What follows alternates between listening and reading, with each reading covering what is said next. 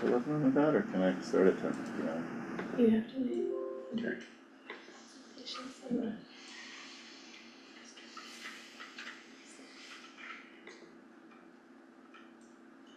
Okie dokie, if everyone's ready, it's 11 o'clock AM, February 18th, and we're gonna begin this regular meeting of the Lake County Board of County Commissioners. If everyone could just make sure your cell phones are off or silenced.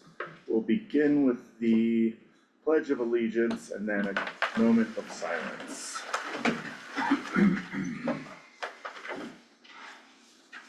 Pledge allegiance to the flag of the United States of America and to the republic for which it stands, one nation, under God, indivisible, with liberty and justice for all.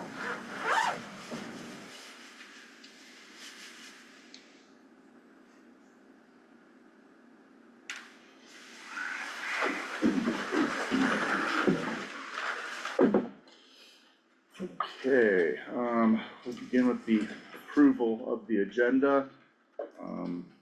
Everything on today's agenda look correct? I move to approve the agenda. I'll second. Alright, heard that. Alright, community information items. You have to Huh? vote. You have to vote. Oh, yes, that's right. We've approved the agenda. Now we do a motion or just vote? They just moved, so just do Okay, it. vote to approve the agenda? Aye. Aye. Aye. Alright, agenda is approved. Okay, now, community informational items. Any thing any of the commissioners would like to inform the community about? I currently do not have anything for today for community informational items. Mr. Bullock?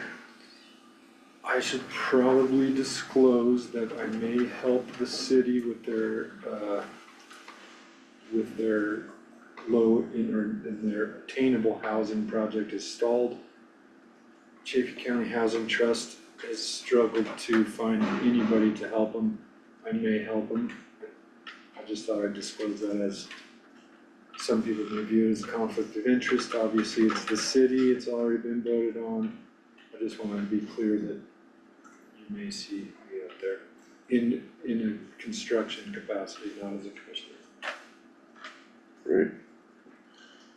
I testified in front of the legislature last week for SB 130 and 129, protecting reproductive rights and access to reproductive health care and gender affirming care and I represented CCAT, not the Lake County Board of Commissioners. Alright. Great, that's it from the commissioners this morning. We can take any public comments that are not on the agenda. Any citizens wishing to speak on issues not on the agenda. We are requesting you send a message in the chat, or if you're in the room, please raise your hand. You will start with your name, where you live, and then we'll take any comments. Yes. Good morning, excuse me, good morning, Commissioners. Justin Kurth, Regional Director for Congresswoman Brittany Pedersen of the 7th Congressional District. I know I was online with you just a week ago or so to share some updates. I wanted to share 2 short updates this morning, and then I'll hang out to listen for a little bit and then duck out here. But the first one is that there was a new bill introduction by the Congresswoman this week, or the previous week, for the Medicaid Primary Care Improvement Act. It's a bipartisanly supported piece of legislation that clarifies state Medicaid programs' authority to expand healthcare access through direct primary care, and the model would allow Medicaid beneficiaries to access primary care services at a flat monthly fee, improving health outcomes while reducing emergency room visits and unnecessary medical costs. The bill doesn't yet have a number, although it might this morning, I haven't checked. And the other update is I'll be at the Lake County Public Library today from 3 to 5 p.m. Holding office hours there. Any member of the public is welcome to join, and just bring issues that if they want to come and share their thoughts on an issue, happy to hear it. But also you're having an issue with social security, Medicaid, VA, passports, what have you, please bring them to me, to us, to the office, and we're happy to engage and help there. So that is all, thank you. Alright, thank you, Justin. I don't see any hands raised online, anyone, oh, yes. James. Yes, my name is Warren Flint, I live on Empire Valley Drive. I just wondered if it's right for a county commissioner to post on the walls or doors a political poster. What is we can look into that, refer it to staff and figure out what the exact details regarding the legalities of Because that. it seems like if it's your right, then it'd be my right to also go and post something. Right. Does any staff have And I any don't input think you on that? want everybody going around posting on the walls different political views. Right, Typically, commissioners are allowed to express their First Amendment rights in terms of posting. I don't know that we've looked in terms of the parameters for posting public statements. I mean, there are public bulletin boards out here where people do post notices for the community as well. But that's different from putting up a poster. That seems to me then I should be able to do the exact same thing, right? And I think my suggestion is we do have community billboards. I don't want your suggestions, can I put a poster on the wall if a county commissioner can do that? In designated areas, yes, sir. That's why they designated. What would be the designated area? The public bulletin Then we boards that are outside. have our commissioner posting, it's not on the bulletin board, it's by her office. I think you're frustrated about my pride flag.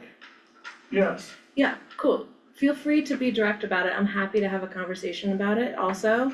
And Chair, is it all right if I speak with you? yeah, I also wanna offer that we are not county employees. In the county employee handbook, it's very clear that you're not supposed to do that.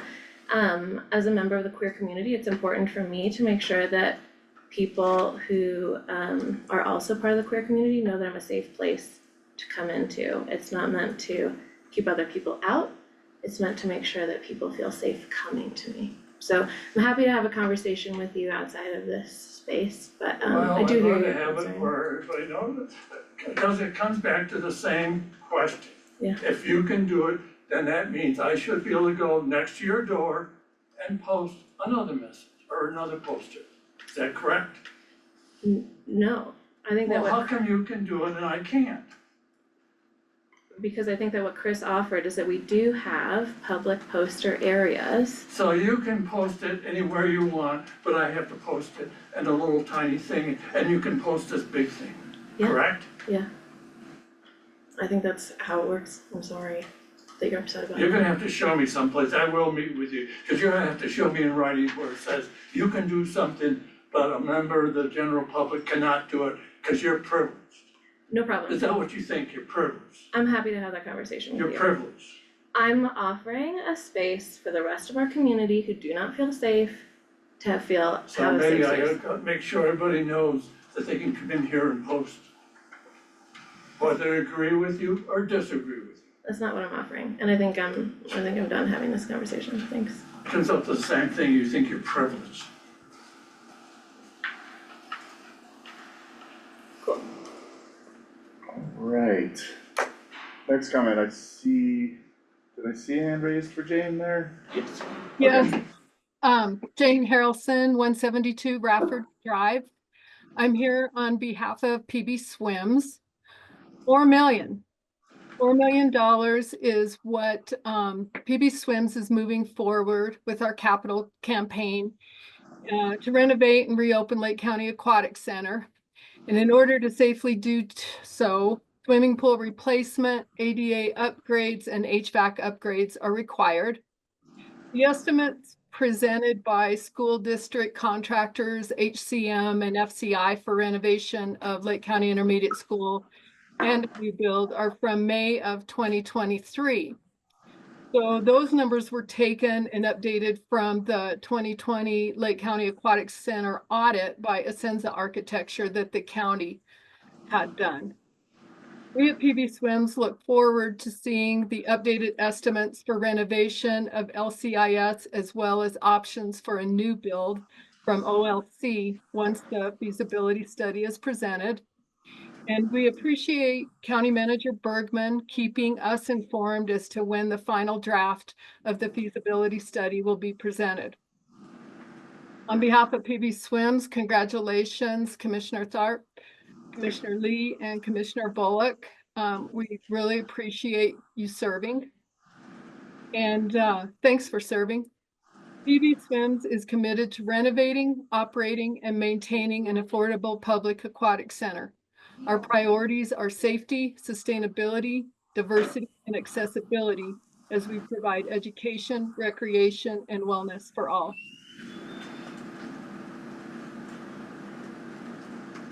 Great, is that it, Jane? All right, hey, thanks, we'll be following up with you, about that for sure. So appreciate that, thanks. Thank you very much. All right, any more public comment in the room, online? Don't see anything, okay, moving on to the next, the first item on the agenda, the calendar and work session agenda review, led by Sandra Pettis. Sandra, go ahead. Morning. Morning. Alright, I'll go ahead and start with calendar.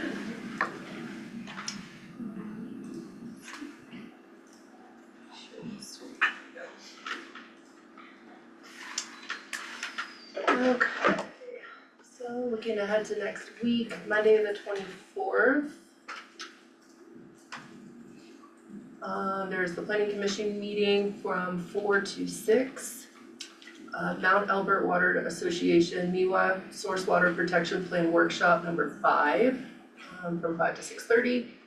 And the Lake County School District Board of Education work session from 5:30 to 8.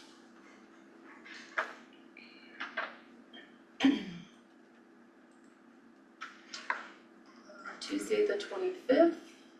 You have your morning work session from 9 to noon. And your afternoon work session from 1 to 4.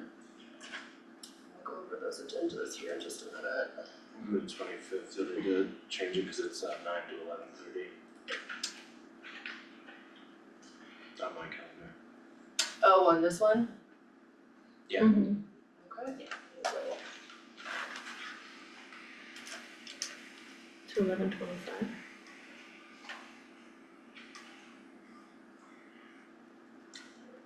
Get that fixed. Alright.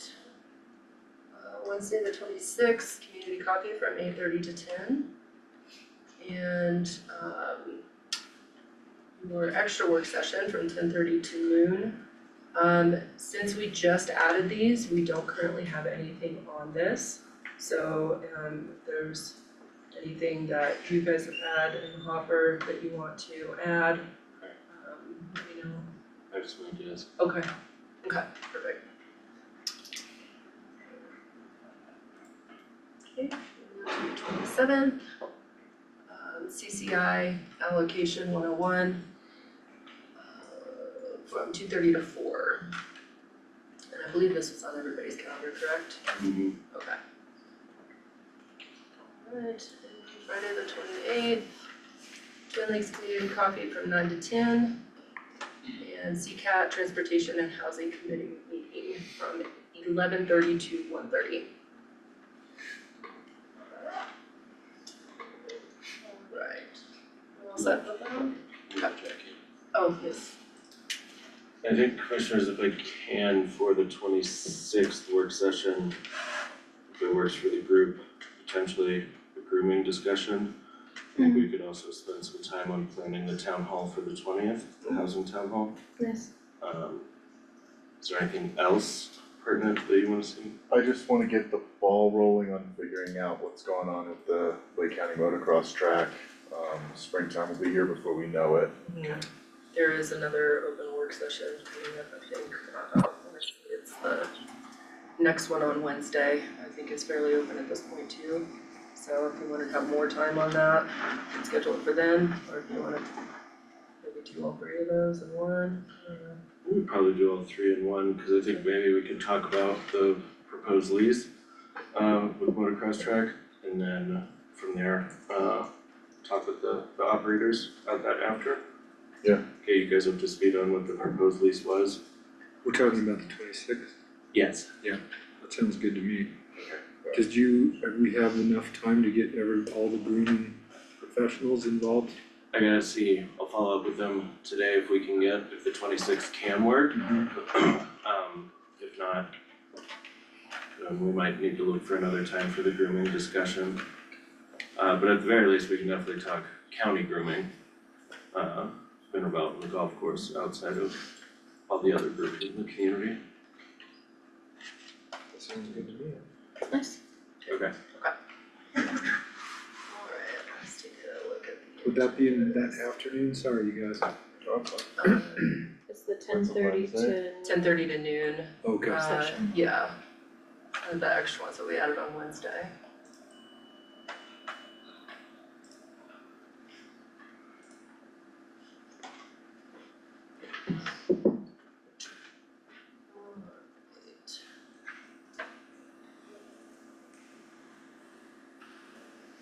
So looking ahead to the 25th.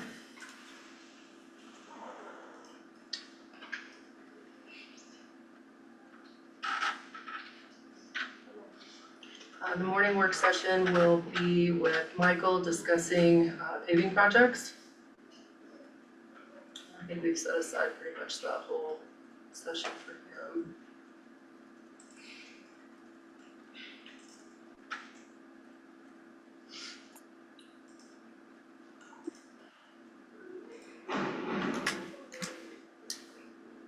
Okay, then afternoon, kind of got a lot going on. We'll have a presentation from community partners, City of Leadville, led by Lori Simonson, City Administrator. Department presentations, Brenna was sick during these, so this will be a history overview, budget, and short and long-term goals for the library with Brenna. Another presentation from a community partner, we'll have Sol Vista Health, led by Mandy Kaiser. And a presentation from Sangre de Cristo Electric Association with Gary Kelly, as the CEO. And then discussion and overview of an MOU between Lake County Tourism Panel and the Lake County Early Care and Education Fund to set the terms and conditions of the tourism panel's plans to contribute a percentage of its revenue to the Early Care and Education Fund, led by Adam. He would like to get this on a regular meeting. I think he just wants to have a discussion and a little bit of guidance from the board on this. Okay. Do it for the 25th. And yeah, Wednesday the 26th, we will go ahead and add those three things and just wait to hear if we can. Yeah, I'll see if I can get Grooming thing. the grooming group together for the 26th. Okay. Motocross track lease overview, and then planning for the housing town hall for sure. If that works for the board. Great. Yeah. And then one more thing, the site tour of Climax, March 26th is what works best for the team. They're worried they'd have to push it clear out into April, if we don't. We do have one of your Wednesday work sessions scheduled that day for in the morning. They are asking whether we can move that to the late afternoon. And you guys do the site tour either from like 8 to 1 or 8:30 to 1:30. Does that work for everybody? Seems like it did on your calendars, but I just wanted to make sure. And Sandra, can you just repeat that? I'm so sorry. No, it's I'm okay, still it'll two be, topics behind. it'll be March 26th, Okay. Wednesday. Mm-hmm. You have a work session scheduled from 10:30 to noon. They are asking if there's any way we can move that to the later afternoon and you guys do the site tour either from 8 to 1 or 8:30 to 1:30.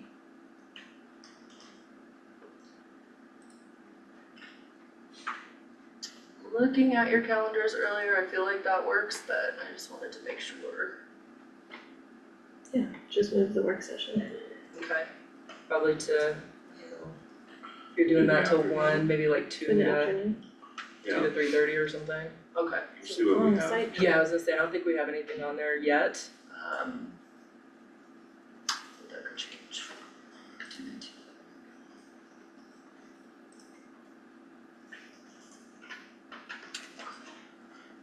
I just realized it this morning, but there's that, the Forest Service asked us to have that updated contract with them that agrees to pay for the cleaning of the vault toilets at the top of Independence Pass. And I'm sure that we have to vote on that in a regular session. Yeah. I just wanna be timely with that. Has the Forest Service, has Jim sent over the, Yeah, we finally tracked it down and got that, so probably on your first meeting in March, Okay. still get that approved. thank you. And then just, so you guys are aware, Commissioner Bullock will be out on the week of the 10th, but we'll be able to be virtual for that meeting, the decision-making meeting then. Yes. Okay.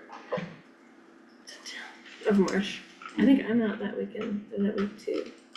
As long as you can attend virtually, we can still get our tests done, right? I cannot. If Matt can. Yeah, as long as we have Oh, quorum, okay, quorum and as long as that's- Matt can. Yeah. Okay. Thank you, that's all I have for you, you're welcome. Thank you, Sandra. Thanks, Sandra. Of course. Okay, so calendar, agenda review is good. Moving on to agenda item number 2, discussion and consideration of an intergovernmental agreement between Lake County Sheriff's Office and Chaffee County Sheriff's Office to set parameters for detention training, led by Heath Speckman. Go ahead, Heath, thank you.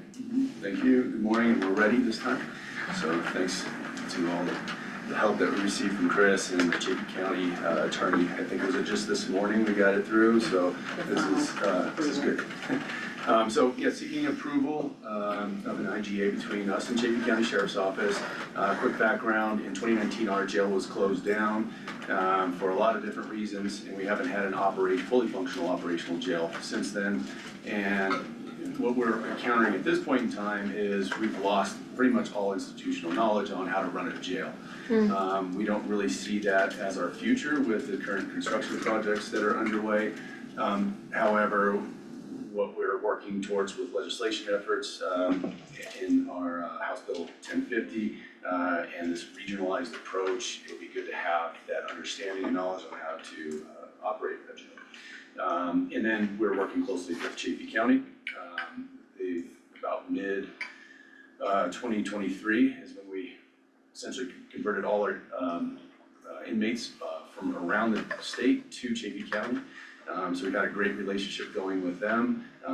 This serves as a relationship enhancer, so we're trained by the staff that we use for the most part, for those in custody that we're still responsible for, so it's important to see, just how they do things, our staff to be trained on their operations, and then they can bring some of that back here. We'll still have the need to process new arrests, hold for up to 48 hours, so to have some of those essential functions down will be key for how we treat those that are in custody. And I see this as something that we can potentially offer help to them down the road. So that agreement that we have in place for holding our inmates expands beyond custody sometimes, where they have to go to hospitals and they call us to see if we can assist. So having that joint understanding and training will help along multiple different avenues for us. So the agreement's been approved by both legal teams, as far as understanding, by both counties, and I believe that the Chaffee County Commissioners are gonna look at this on March 5th. And so if we can get this moved forward today, we can keep that ball rolling. And in the background, we have been working with the Chaffee County Sheriff, their jail commander, their scheduler, to try to get all the details hashed out while we're working on the legal documents. So once this is all approved, we can just get the ball rolling immediately with that training, hopefully, that first week in March.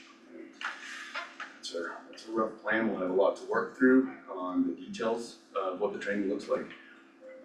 But we have our courts sergeant and the Chaffee County Jail Commander and their schedule working closely, so we can send as many as they can handle at once, without diluting the training. And so confident they'll establish a good schedule for that. That's about all I had to cover today. Do you guys have any questions for me? Nothing, oh, sorry. Is this in your budget or is it, what is this? Yes, this wasn't a specific item that we budgeted for. Okay. However, we're gonna have to go on a training diet with our budget. Currently, we can absorb this cost, what is expected to be about $9,600, and for the full 6 weeks of training. So it's something we're gonna have to watch for closely, but we do have that amount in our training budget. We have $20,000 budget for training. We're just gonna eliminate some of the plans that we had in place to not go beyond that. I don't have any questions. Yeah, that was, you asked my question. Okay, so this has consideration, are we approving anything? Okay, You approving, the request would be to approve the IGA. okay, good. Is there a motion on the table to approve? I move to approve the intergovernmental agreement between Lake County Sheriff's Office and the Chaffee County Sheriff's Office to set parameters for detention training. Seconded. Alright, call to a vote, Aye. Aye. aye, alright, that passes unanimous vote. Thank you, Keith. Thank you guys very much. Thanks, Heath.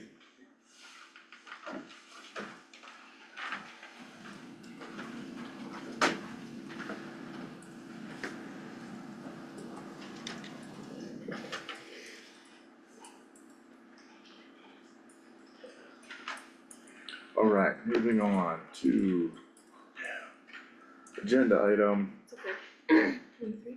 number 3, the discussion and consideration of the adoption of resolution 2025-07, resolution adopting the 2025 Leadville-Lake County Hazard Mitigation Plan, led by Claire Hathaway. Go ahead, Claire. Hey everyone, thank you all for having me today. I am really excited to bring the hazard mitigation plan before you all. I've been working on this project since 2022 when we first applied for the grant. We started the process in 2023 and here we are today with the final project. So a little bit of a hefty document, so I just kind of wanted. Claire, it was 300 pages. Yeah. I was like, I'll give her 100. Yeah, it's a very hefty document. So I want to talk a little bit about why we have a hazard mitigation plan, how we got this plan in place, a little bit of the progress we've made, and then also where we kind of go forward from here. And then happy to go through any of the 300 pages or answer any questions. So hazard mitigation plans are required by FEMA, also through the Disaster Mitigation Act, and then the FEMA compliance, the CFR as well, that's listed in your memo. To have this plan means that the community has agreed on all hazard mitigation priorities. So this plan doesn't just look at fire mitigation or flood mitigation, it looks at any natural hazard that faces Lake County and develops a reasonable mitigation project for them.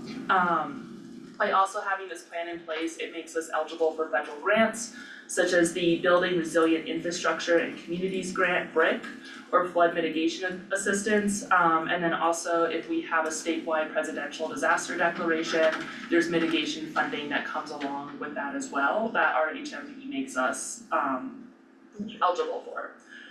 But mostly what's important about this plan is that the workshops that we hosted involved city representation, special district representation, county representation, and we are saying these are the mitigation strategies that we want to put in place to have a safer, more resilient community. This plan was grant funded, we got, or 90% grant funded. We had got a FEMA hazard mitigation planning grant. Usually FEMA grants come at a 75-25% cost share. Because of a previous presidential disaster declaration that came with that mitigation funding I mentioned, we got this one for a 90-10 cost share, so it was a really great opportunity for us. Our total award was $55,000. The federal share of that was $49,500 and then a $5,500 local match, and that was in cash or in kind. And we hit that in kind real quick. I think after like 3 meetings, we hit it with the amount of representation we had. So far through our reimbursements, we've gotten just over $40,000 back. And I'm in the process now of working with the state mitigation team, and then also our contractor synergy disaster recovery, to finish those reconciliations. So we should be expected to get about 48 to 49,000. So we use this grant to partner with Synergy Disaster Recovery. They led the project, they guided us through all the FEMA check boxes we needed to get. They wrote the plan with my help as well, and that contract was $48,859, which is pretty reasonable for a county our size. Any questions on any of that before we get into the plan itself? Alright. So the last time we had one of these plans was 2019. We update these on a 5-year cycle due to COVID, some staff turnover and OEM. We were a little bit behind the ball on this one. But since 2019, we've made a lot of progress on the projects that we've listed in that plan. We have a new generator at Public Works. That generator was grant funded off of the Homeland Security grant. We have what I call a plug and play system, both at the courthouse and at 6th Street Gym for our large Public Works trailer generator. That was identified after the winter storm that was coinciding with the Marshall Fire that cut off power to the town. So we were able to get a grant funded system to basically really just plug and play those, whether it's to provide backup power to the courthouse or to the 6th Street Gym that we use as an evacuation center or a warming center. Public Works has been working really hard on culvert replacements, which are projects that we had listed. And then we have numerous successes of fire mitigation around the county, both in partnering with groups like ARWIC or the Forest Service, or last summer we had Team Rubicon come out and do the mitigation down County Road 17, Mountain View Road. So we've had a lot of great mitigation success since we last updated the plan in 2019. So we did update the natural hazard profile, that in your memo is the fancy color coded chart, and that the groups ranked our highest 3 hazards as wildfire, severe winter weather, and a pandemic. I think those are, I'm happy to answer any questions about how we got there, but I think we all are not surprised by any of those. And that threat chart looks at likelihood and consequence. So what is the likelihood of these things occurring? We've had COVID, we have multiple public health crises since COVID. Wildfire is always gonna be a high risk for us, and severe winter weather is always gonna be a high risk for us. And also, what are the consequences of those occurring? So that's how that chart was developed. So after looking at all the natural hazards that ranked us, the group chose to focus a lot on community resilience and education, and that's what we really focused the plan on. And it lists projects such as really educating people to keep their gas meters clear of snow, carbon monoxide awareness, defensible space for wildfires, what can people do in their own homes to keep their risks low. And then also backcountry safety as well. So educating those hiking Elbert that maybe 2 p.m. is not the best time to go up Mount Elbert if you see gray in the sky. So we really focused a lot on community resilience. We also built off the success of the Community Wildfire Protection Plan and the wildfire mitigation projects listed in there, continuing the culvert replacement schedule that Public Works has developed, and then also partnering with organizations like the Bureau of Reclamation as I work with them on dam safety and emergency response for any type of dam issues. And then also the big one that we listed was the stormwater management plan. This is something that I've been in discussions with our community planning and development team and also the city as well. We saw after the August floods in 2023 that stormwater management is a really big issue in our community, and really developing that plan to move forward and make that better and safer so we don't have more issues in West Park, hopefully. So next is, how are we gonna accomplish these plans? How are we gonna accomplish these projects that we've listed over the next 5 years? And I'm really excited to see, through the work that Tim and Lauren have been doing with our leadership meeting teams, we now have these more focused planning groups, the community development team, the health and human services team. So I'll be working with them as we move forward to really start chipping away at these plans. How do we find funding? What is rational, or not rational, what is reasonable? What is an expected timeline for these? So I'm excited to start forming these smaller working groups, because every department here plays a role in hazard mitigation. It affects all of the work that we do, whether it's keeping our people safe or keeping our resources safe. And that's really the high level overview I had. I'm happy to answer any questions or take a deeper dive into anything. Claire, I know that it seemed like this, mitigation plan was specifically focused on natural hazards. What kind of consideration was had for man-made hazards? This plan only looks at natural hazards. Okay. This one doesn't plan for man-made. And is that because that's our policy, or because because FEMA only was gonna support a natural made hazards mitigation plan, or where does that come into play? It's just best practice. So we can do different plans for man-made hazards, whether that's homeland security plans or cybersecurity plans, but the hazard mitigation plan specifically looks at natural hazards, Okay, and that's just best practice. So any hazard mitigation plan across the state's just gonna look at those natural hazards. okay, so would you say that your department only looks at natural hazard mitigation? Absolutely not. No, Okay. we definitely do look at things like cybersecurity, terrorism, active shooter threats, all of those type of things. So where is the plan for that, for your department, when you look at that? So we have the emergency operations plan that talks about roles and responsibilities. It also has a threat assessment in it. We'll be doing the Colorado Emergency Preparedness Assessment, the CEPA, in the next few weeks that will look at more of those man-made hazards as well as natural hazards. We have a few different plans in place. I'm happy to sit down and kind of go through what we have. Awesome. There's also a lot that needs updating, to be completely honest. Okay, cool, Yeah. thank you. Any other questions? Not for me, thank you. Okay.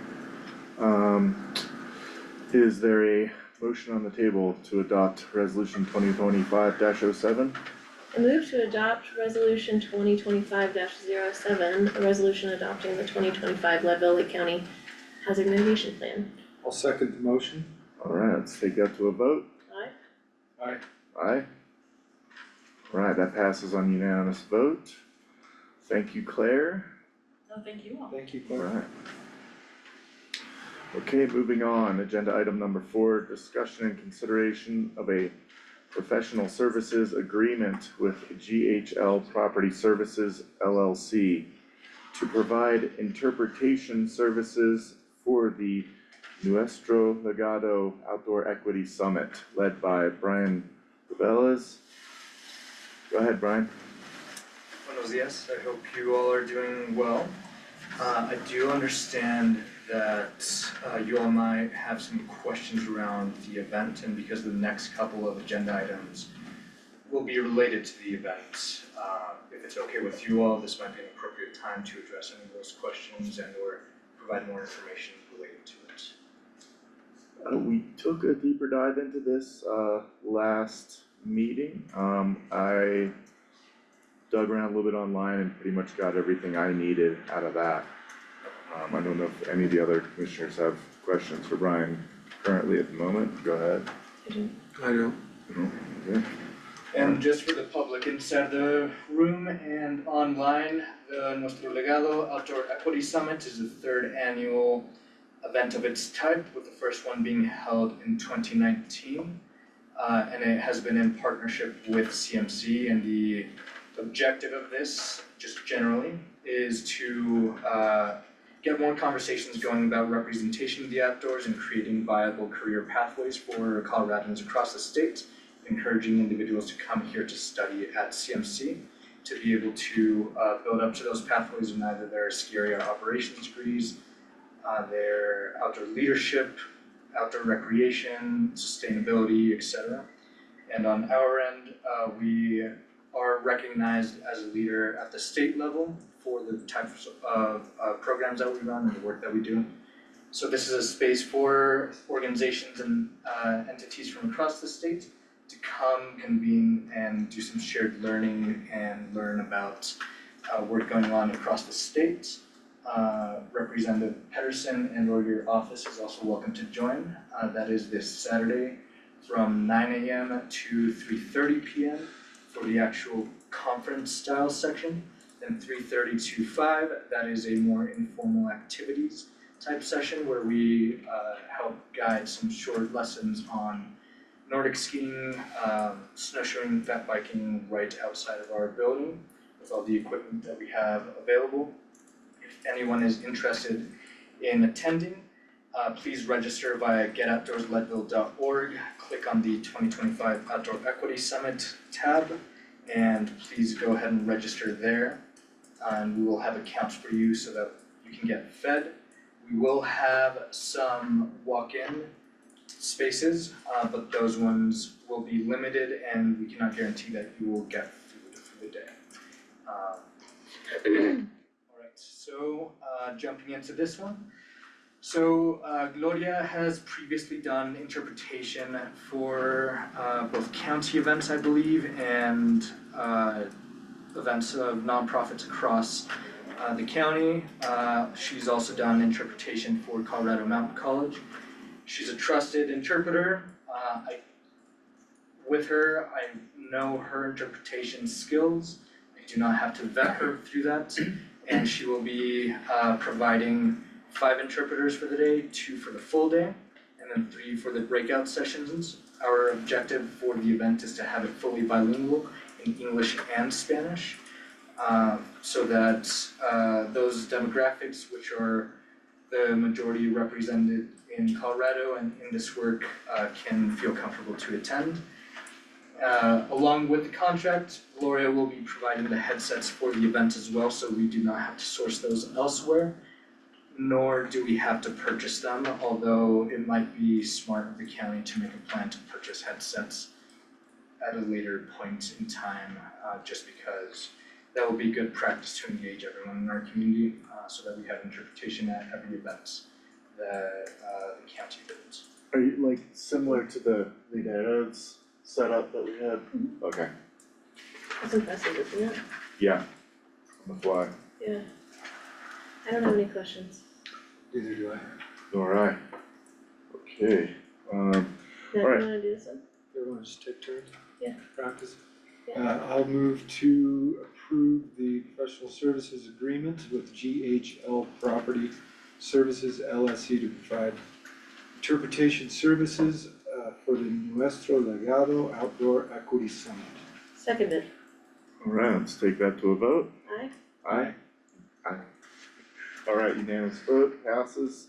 Agenda item number 4. Okay, and now moving on to agenda item number 5. Discussion and consideration of a PSA with Javier Pineida to be a keynote speaker for the Nuestro Legado Outdoor Equity Summit. Brian, again? Yes, so Javier, if you don't know him, was one of the co-founders of Mountain Dreamers, which is an organization based out of Frisco, Colorado. And outside of that, he also does work at A Basin, and he has been highlighted across several state media outlets and private outlets as well for the work that he's doing to make the outdoors more accessible, particularly downhill sports. As you all know, downhill sports are very restrictive in the price, which means that certain demographics will inherently and very unfortunately not be able to access these resources, even though we live in a world-recognized mecca of outdoor recreation with some world-class resorts nearby. So Javier is going to be talking about his work that he's done to try to bring diverse groups to the outdoors through his work at A Basin and Alterra, which is the big management company, and some of the work that he's been doing across the state with that. He's been highlighted by Colorado Parks and Wildlife in the Keep Colorado Wild Parks Pass promotion, and some other media outlets that I just mentioned in the memo, including KUNC, one of the local radio stations. And he has some good knowledge for businesses and nonprofit entities, which are included for government and actual 501c3s for the work that he's doing.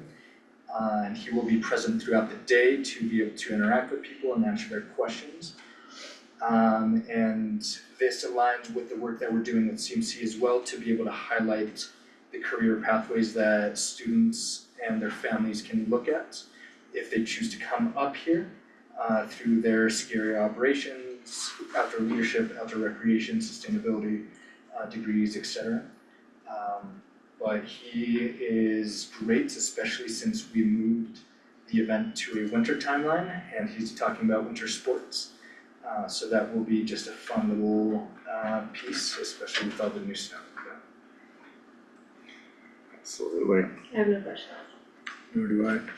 Alright, motion on the table to approve the PSA with Javier Pineida to be a keynote speaker for the Nuestro Legado Outdoor Equity Summit. So moved. Alright, let's take that to a vote. No, you know, Oh, sorry. I'll second that. Alright, let's take that to a vote. Aye. Aye. Alright, unanimous pass on that one. Okay, moving on. Agenda item number 6, discussion and consideration of a PSA with Laura, Ochoa to be a panelist for the Nuestro Legado Outdoor Equity Summit. Brian again. Thank you. So in the afternoon, the goal is to bring it down to a more grassroots level after we give a large industry overview. And this is the way that we have chosen to go about it with the planning committee. This is getting individuals from across the community who are neighbors, friends, and coworkers to talk about their experience in the outdoors, what it's meant to them, and the type of work that they've been doing. Also, for reference, and it will touch on the next panelist as well, we will have a total of 6 panelists. And as you all remember from our presentation back in January, we were facing some issues with federal funding, as this grant was a federal pass-through, and the state told us to halt spending at first, then told us to look at reduced spending for the event. And some of our panelists were kind enough to not collect a stipend for their participation. So the only 2 that will be collecting a stipend right now are Laura and Sergio, who's up next. But during the panel, this will be a session run from about 1 to 2:45 p.m. with Q&A. And they will be talking about their diverse experience. Laura will be talking about some of her background as an employee of High Mountain Institute, and I believe she also co-founded Runners for Public Lands. So she will be talking about that. I'll just briefly dive into some of the other panelists who are not on the agenda today. Kim, whose last name I cannot remember at this moment, but she worked at Colorado Outward Bound and is of Japanese descent, and she's going to be talking about the work that she's done with the Girl Scouts, Outward Bound, and some other professional work. Then there's John Prailmeyer, who was a coach for the US Paralympic team and helped lead them to some medals at Sochi, Salt Lake, and there is another one that I cannot remember at this moment, but he himself later on in life became an amputee, so he's going to be talking about that, his experience and the work that he's done for the community who faces accessibility issues. And 2 Goal staff will also be there, Vanessa Delira and Claudia Gonzalez. They'll be talking about a parent perspective moving into the outdoor industry, with getting their children involved locally. And then Claudio will be talking about his experience as a climber, and he comes from Chile, and he used to run a climbing program for kids there. So just brief overview of all the panelists. We have more. These are the ones that right now are going to take a stipend for their participation, and Laura is a local, and she will be presenting on some of the work that she has been doing and just bringing it down to a more person-to-person level, because sometimes for any conference that you've been to, things can just go right over your head or feel very disconnected, so this is our effort to make it more community-centered. Cool. Alright, please forgive my pronunciations. I will do my best to improve those. Is there a motion, any questions from the other commissioners? No? Okay, motion on the table to approve the PSA with Laura Ochoa to be a panelist for the Nuestro Legado Outdoor Equity Summit. So moved. Seconded. Alright, let's take that to a vote. Aye. Aye. Alright, moving on, number 7. Brian's a busy guy today. Discussion and consideration of a PSA with Sergio Juarez to be a panelist for the Nuestro Legado Outdoor Equity Summit. Go ahead. Yeah, so Sergio is a part of the panel again, just to bring it down to more community level. And he has a background in some climbing and winter sports as well. He will be talking about his experience during the panel. Alright. No questions. None from me. Alright, is there a motion to approve the PSA with Sergio Juarez to be a panelist for the Nuestro Legado Outdoor Equity Summit? So moved. I'll second. Alright, take that to a vote. Aye. Aye. Aye. Alright, passes unanimously. Moving on, number 8, discussion and consideration of a PSA with Yanitza Rodriguez to provide MC services at the Nuestro Legado Outdoor Equity Summit. Go ahead. So back when we held the second annual summit in 2023, Yanitza was the MC. We were very happy with her services provided. And I don't know if you all know this too, but the federal government is very boring. They did not want us to have a mariachi at the event because all they want is us to just sit down and read long documents. So Yanitza, within her MC duties, has graciously volunteered to do some mariachi singing, which was very popular at the last event. And she'll be doing 2 performances and we'll be doing MCing throughout the day. Nice. And it is still a goal of ours to have a live performance of some sort in the future. But just the federal government is very boring with the use of these funds, they didn't let us use it. In the meantime, she's gonna liven things up a bit. Yes. Alright, we I have no need that. questions.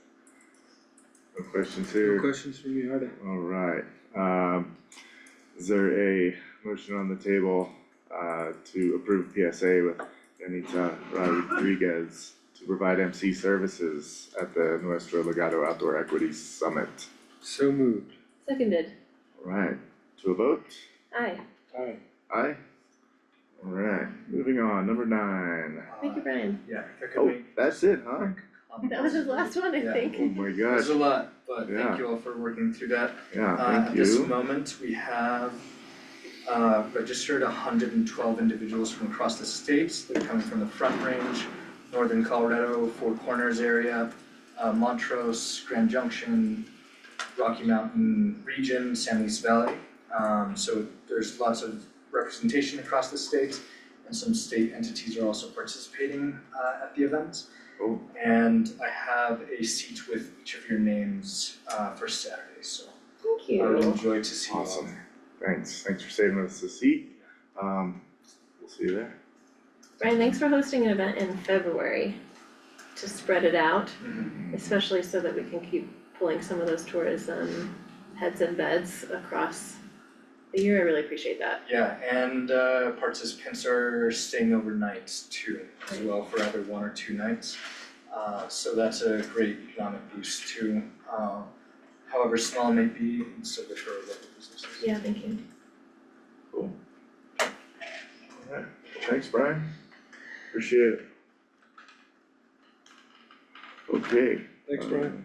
So we don't have to register, we're in. I have registered you.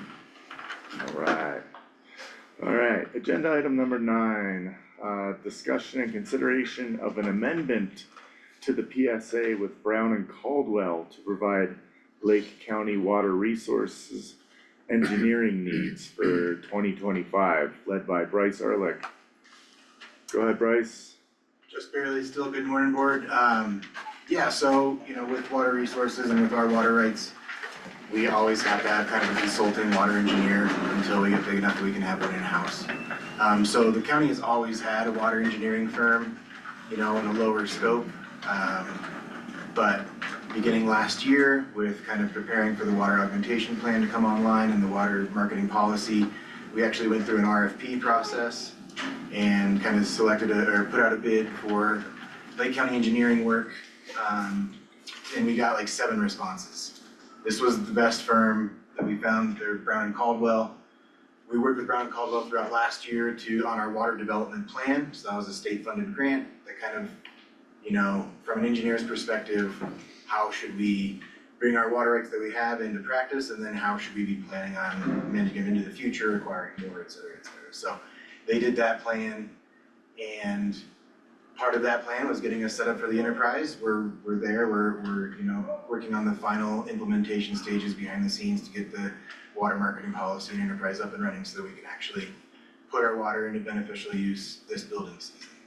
So the scope is, it's an amendment to the original PSA because they were leading our development plan, but I would really like to continue working with Brown and Caldwell. They've done a great job, they're very responsive, they visited in person, they understand the needs of a small community.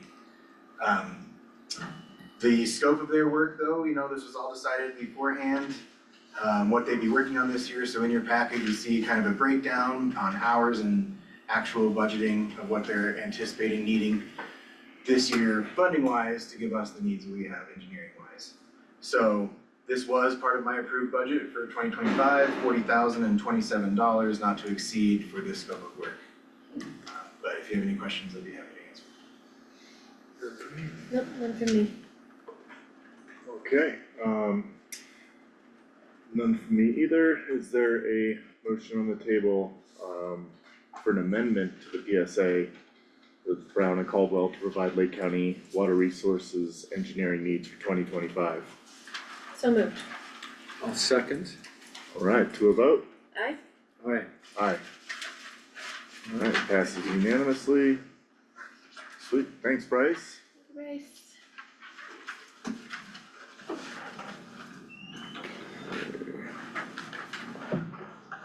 Moving on, agenda item number 10. Chair, could I request a brief recess? Yeah, Just to go use Yeah. the facilities. yes, absolutely. We'll take a quick break for a few minutes here, just let everyone catch breath. Thanks. I don't remember the thing I was supposed to.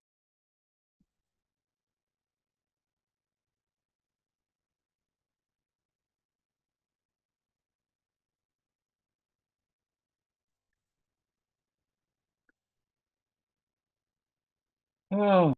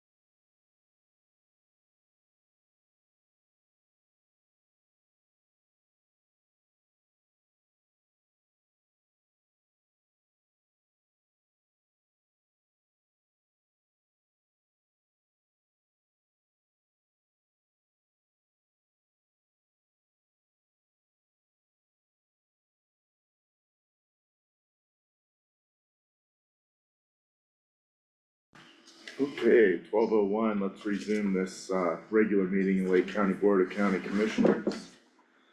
We are moving on to agenda item number 10. Discussion and consideration of. Number 9. Is it not? I thought we were on 10. Timber Ranch Major Subdivision? Number 10, Oh, it says 9 on mine, sorry. no worries. We're just looking at different formats. Yeah. So, a discussion and consideration of approval of files number 24-42 and 43 regarding the Timber Ranch Major Subdivision Preliminary Plan and Planned Unit Development Preliminary Plan, led by Ann Schneider. Go ahead, Ann, thanks. Thank you. Today I have, for you a recommendation from the Planning Commission on the two, land development files. And so I'll go ahead and read it into the record for you. At its February 10th, 2025 joint public hearing, the Lake County Planning Commission unanimously approved with 5 members in favor the following motion. The motion was made by Jason Marufo and seconded by David Jurich.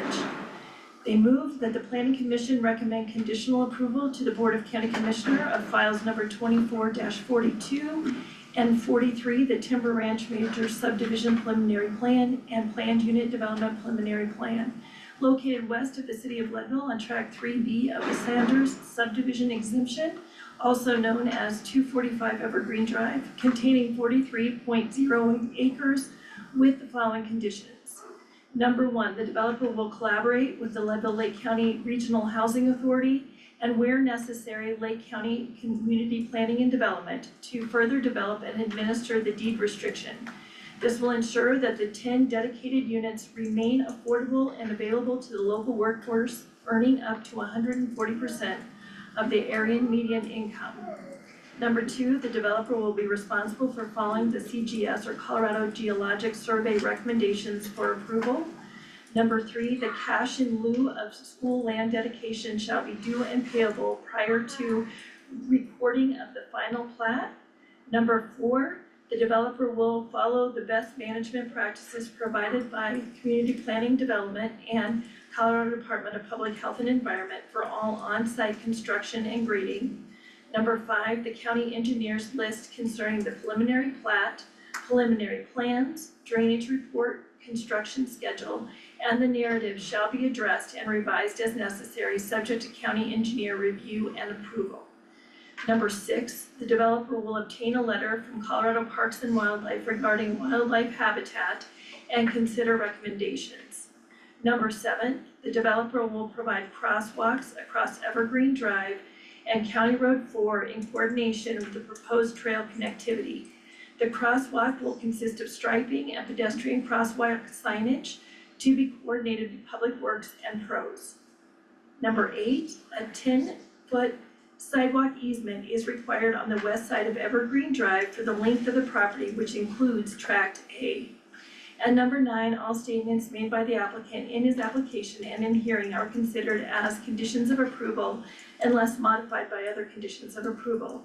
And make the findings that all approval criteria of section 3.16.4H and section 3.11.4H have been met as presented in the staff report dated February 10th, 2024. So happy to discuss anything that you might like to on the file. The deliberation didn't result in adding any conditions that weren't presented to you during the public hearing. So there weren't anything additional within that deliberation while you were out of the room. So happy to. Can you just define for everyone, so where we're at in the stage with preliminary and the conditional approval and all of that, like where we're at? Sure. And what can happen next? Absolutely, so there are 3 stages of review for any new development. So sketch plan had already occurred in August of last year. And so that was when this concept of the subdivision was brought forward and approved by the county conditionally. At preliminary, that's really where the rubber hits the road. That's where the engineering work is done. That's where all the conditions of sketch are met. That's where the drainage studies are done, the hazard mitigation studies are done. Really all of the in-depth analyzing of the site and suitability of the site comes forward. And so now at this point, it is making sure that all of that criteria within the preliminary plat, as evidenced in the staff report, have been met. Any outstanding conditions are brought forward that are outstanding.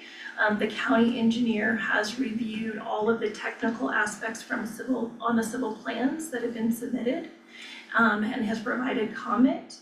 And from here, if conditional approval were gained as recommended by your advisory board, the next stage will be final plat. At final plat, we will make sure that all of the conditions that we addressed today and have been recommended have been satisfactorily addressed by the applicant.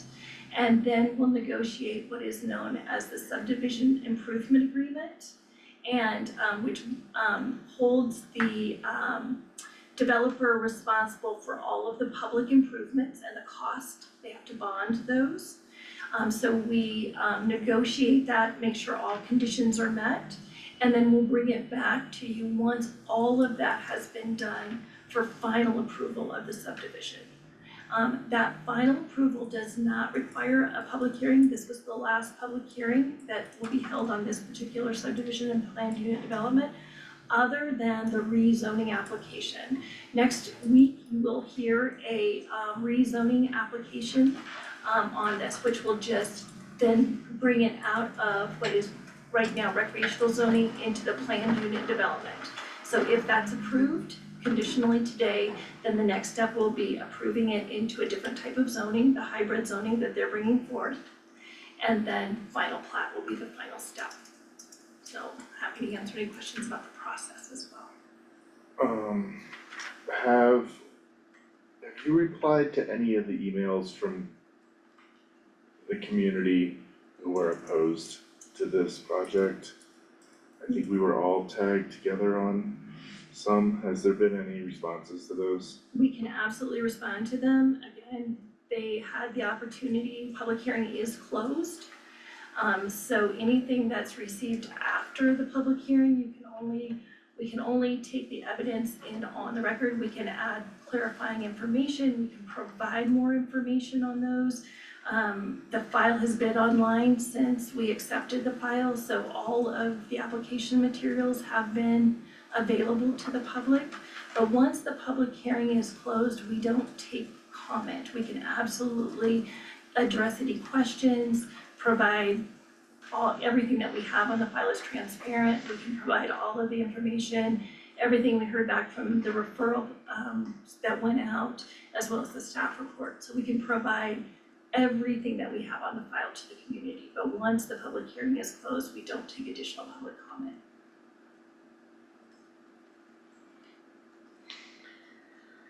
In the planning, oh my gosh, I'm not gonna get these words right. In the planning commission, thank you. The traffic report was referenced as being quite extensive and thorough. And I don't recall what the planning department had to say about it. What was your impression of the traffic study? So the traffic study was done by Kimley Horn, reviewed by our county engineer to affirm that it was accurate in their estimations. We did have a second engineering firm review Kimley Horn's work on it. What the traffic study determined was that there were no turn lanes needed off county roads. The only traffic control devices that would be needed were the additional signage.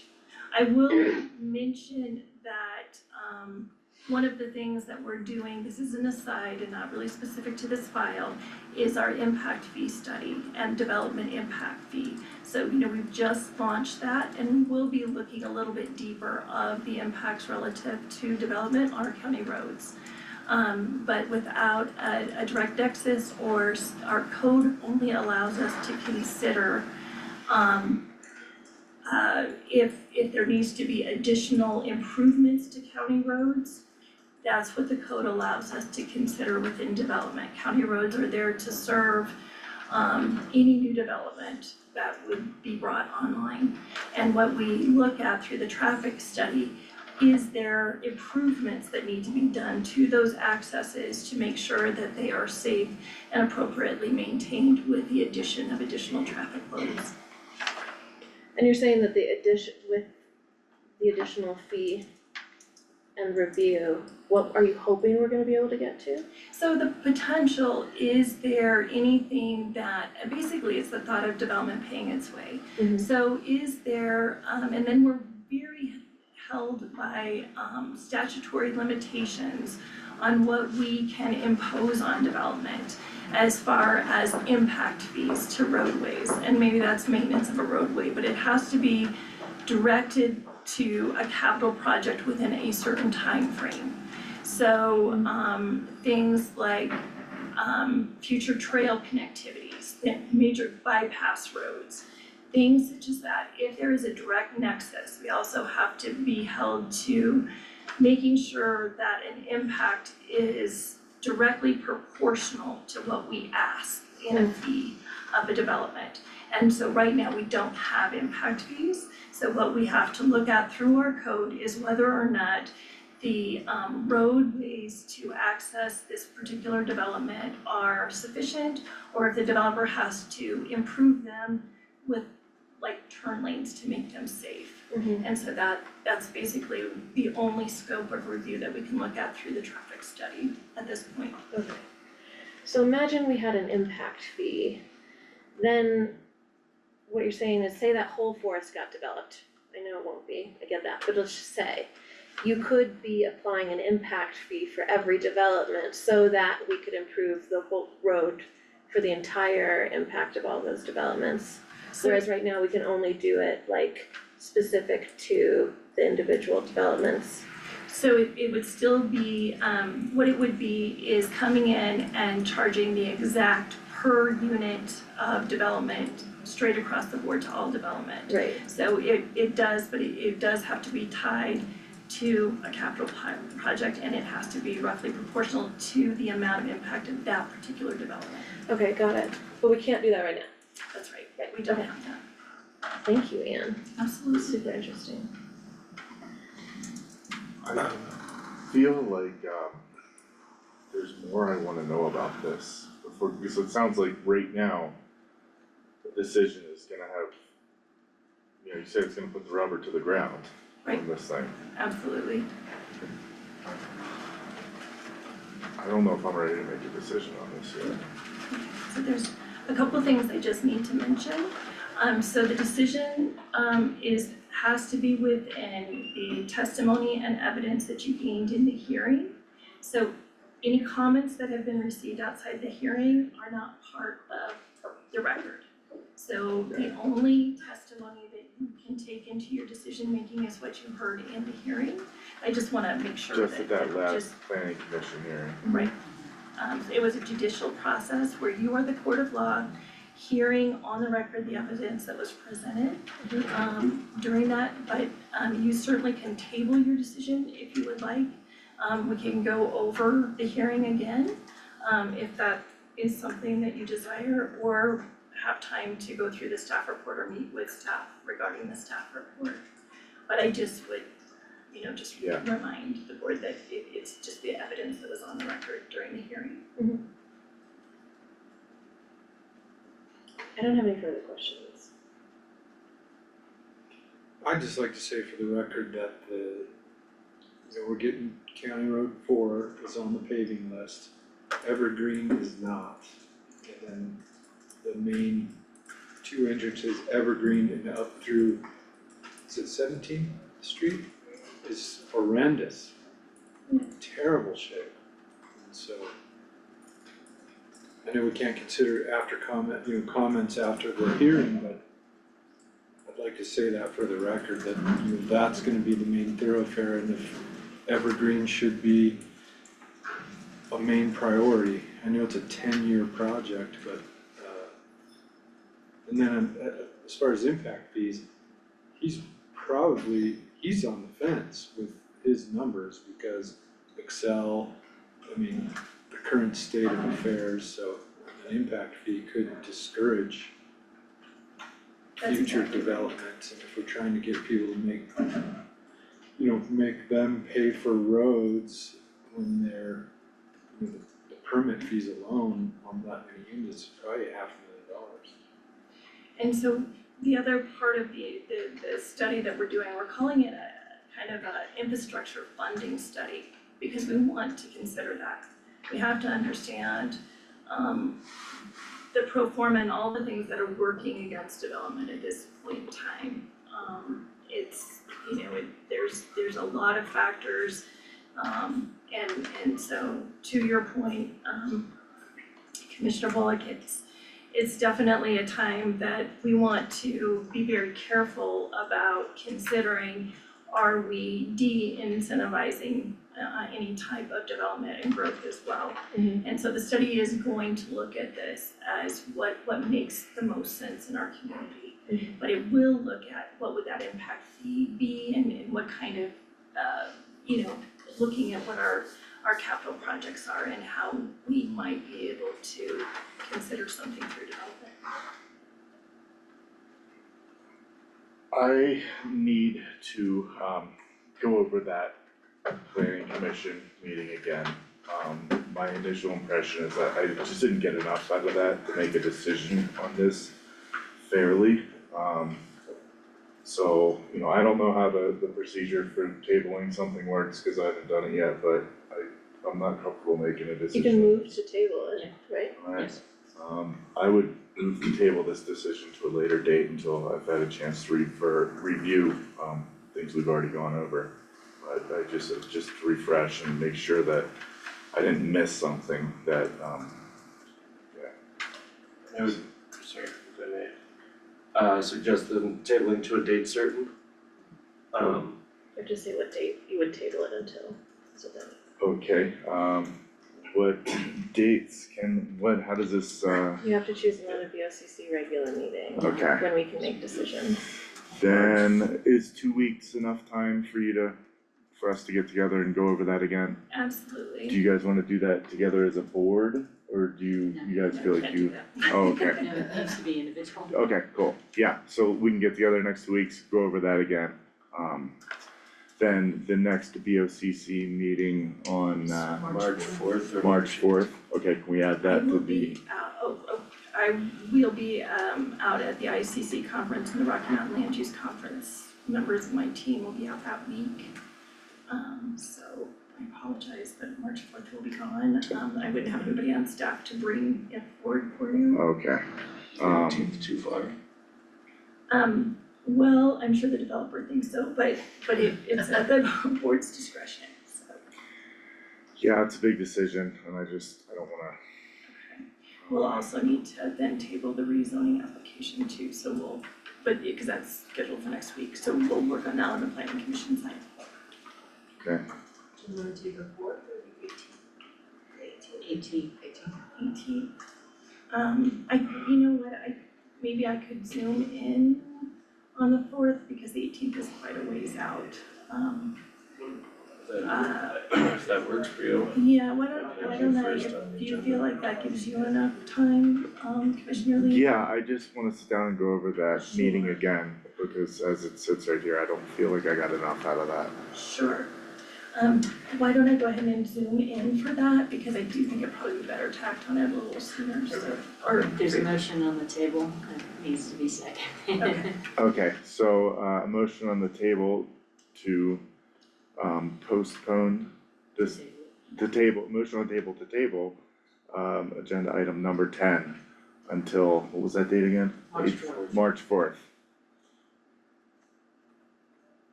Motion second or? Here's the thing, I really respect that you need more time to do that. I feel ready to vote currently, Okay, and that's why I'm not seconding it. okay, But I'm feeling very torn, I wanna give you the time to do that. And I feel prepared, that's why I'm not seconding it at the no, moment. I understand that, I'm just one of three, if you Yeah, guys wanna let totally. this thing rip, you And know, I just don't want you to then take I'm- it personally, like, it's not cause I don't support you, it's No, cause this isn't about emotions, this is Okay. about just trying to be logical and reasonable and. yeah, So here's the thing is that you second a motion and then you have this discussion Oh, about excuse whether me. you want to I don't approve have- the motion. sure, I'm just, I'm not gonna second it, so that's why I was also saying, that's why I'm not. And if there is no second motion. Yeah, like this, the motion's different than the vote to do that, Yes. right? So we don't have to vote yes on that, but, okay. Yes, but you need a second for the motion to proceed. We need a second to discuss. To discuss. Yes.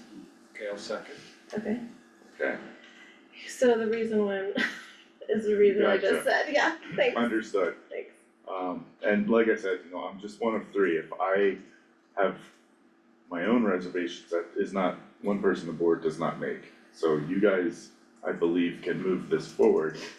Well, and this is our first quasi judicial seating, like first opportunity where we had to attend a hearing, where we had certain like parameters of how we're allowed to behave and what we're allowed to consider, et cetera. So I also just wanna recognize that this is our first opportunity and it's a little complicated, isn't it? Yeah, Yeah. it sure is, well, you know, all this stuff was easy when. I'm also ready to vote, I think that the way they enter off Evergreen Drive addresses a lot of the traffic considerations. I really like the 10 units at 140%. good. That's a big concession, is that in the code? Is it in? No, that was,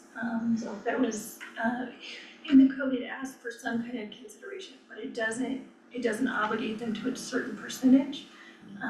It just asks for some type of consideration in our affordable housing needs. And so, bringing over 10%, it's roughly, I think, 11%. I'd be curious to see if it actually happens, if few of the other projects are falling through. At least it gives us the 10 units of attainable housing, whereas, like I said, some of the other projects are rumored to be falling through. And so I like that somebody's using their own money to do that sort of housing that's not county money or county incentives, and I like the, all the money that's gonna bring in for property taxes, the school district, and also, like I said, the $500,000 in permits. Each unit will have a $5,000 or $6,000, $7,000 permit fee, so I'm ready to vote. Okay, so what do we, next is, You call for a vote for the motion on the table, which is to postpone to a date certain, okay, and then go from there. okay, so right now we're going to vote on whether we would postpone this decision or not. No, Yes. Correct. I'm voting no. Sorry, sorry. Sit down. I vote no. Okay, I vote yay, and that's A-okay, we are allowed to disagree. So then we put a motion on the table to approve the consideration of the conditional approval of files number 24-42 and 43, the Timber Ranch Major Subdivision Preliminary Plan and Planned Unit Development, PUD Preliminary Plan. I'll move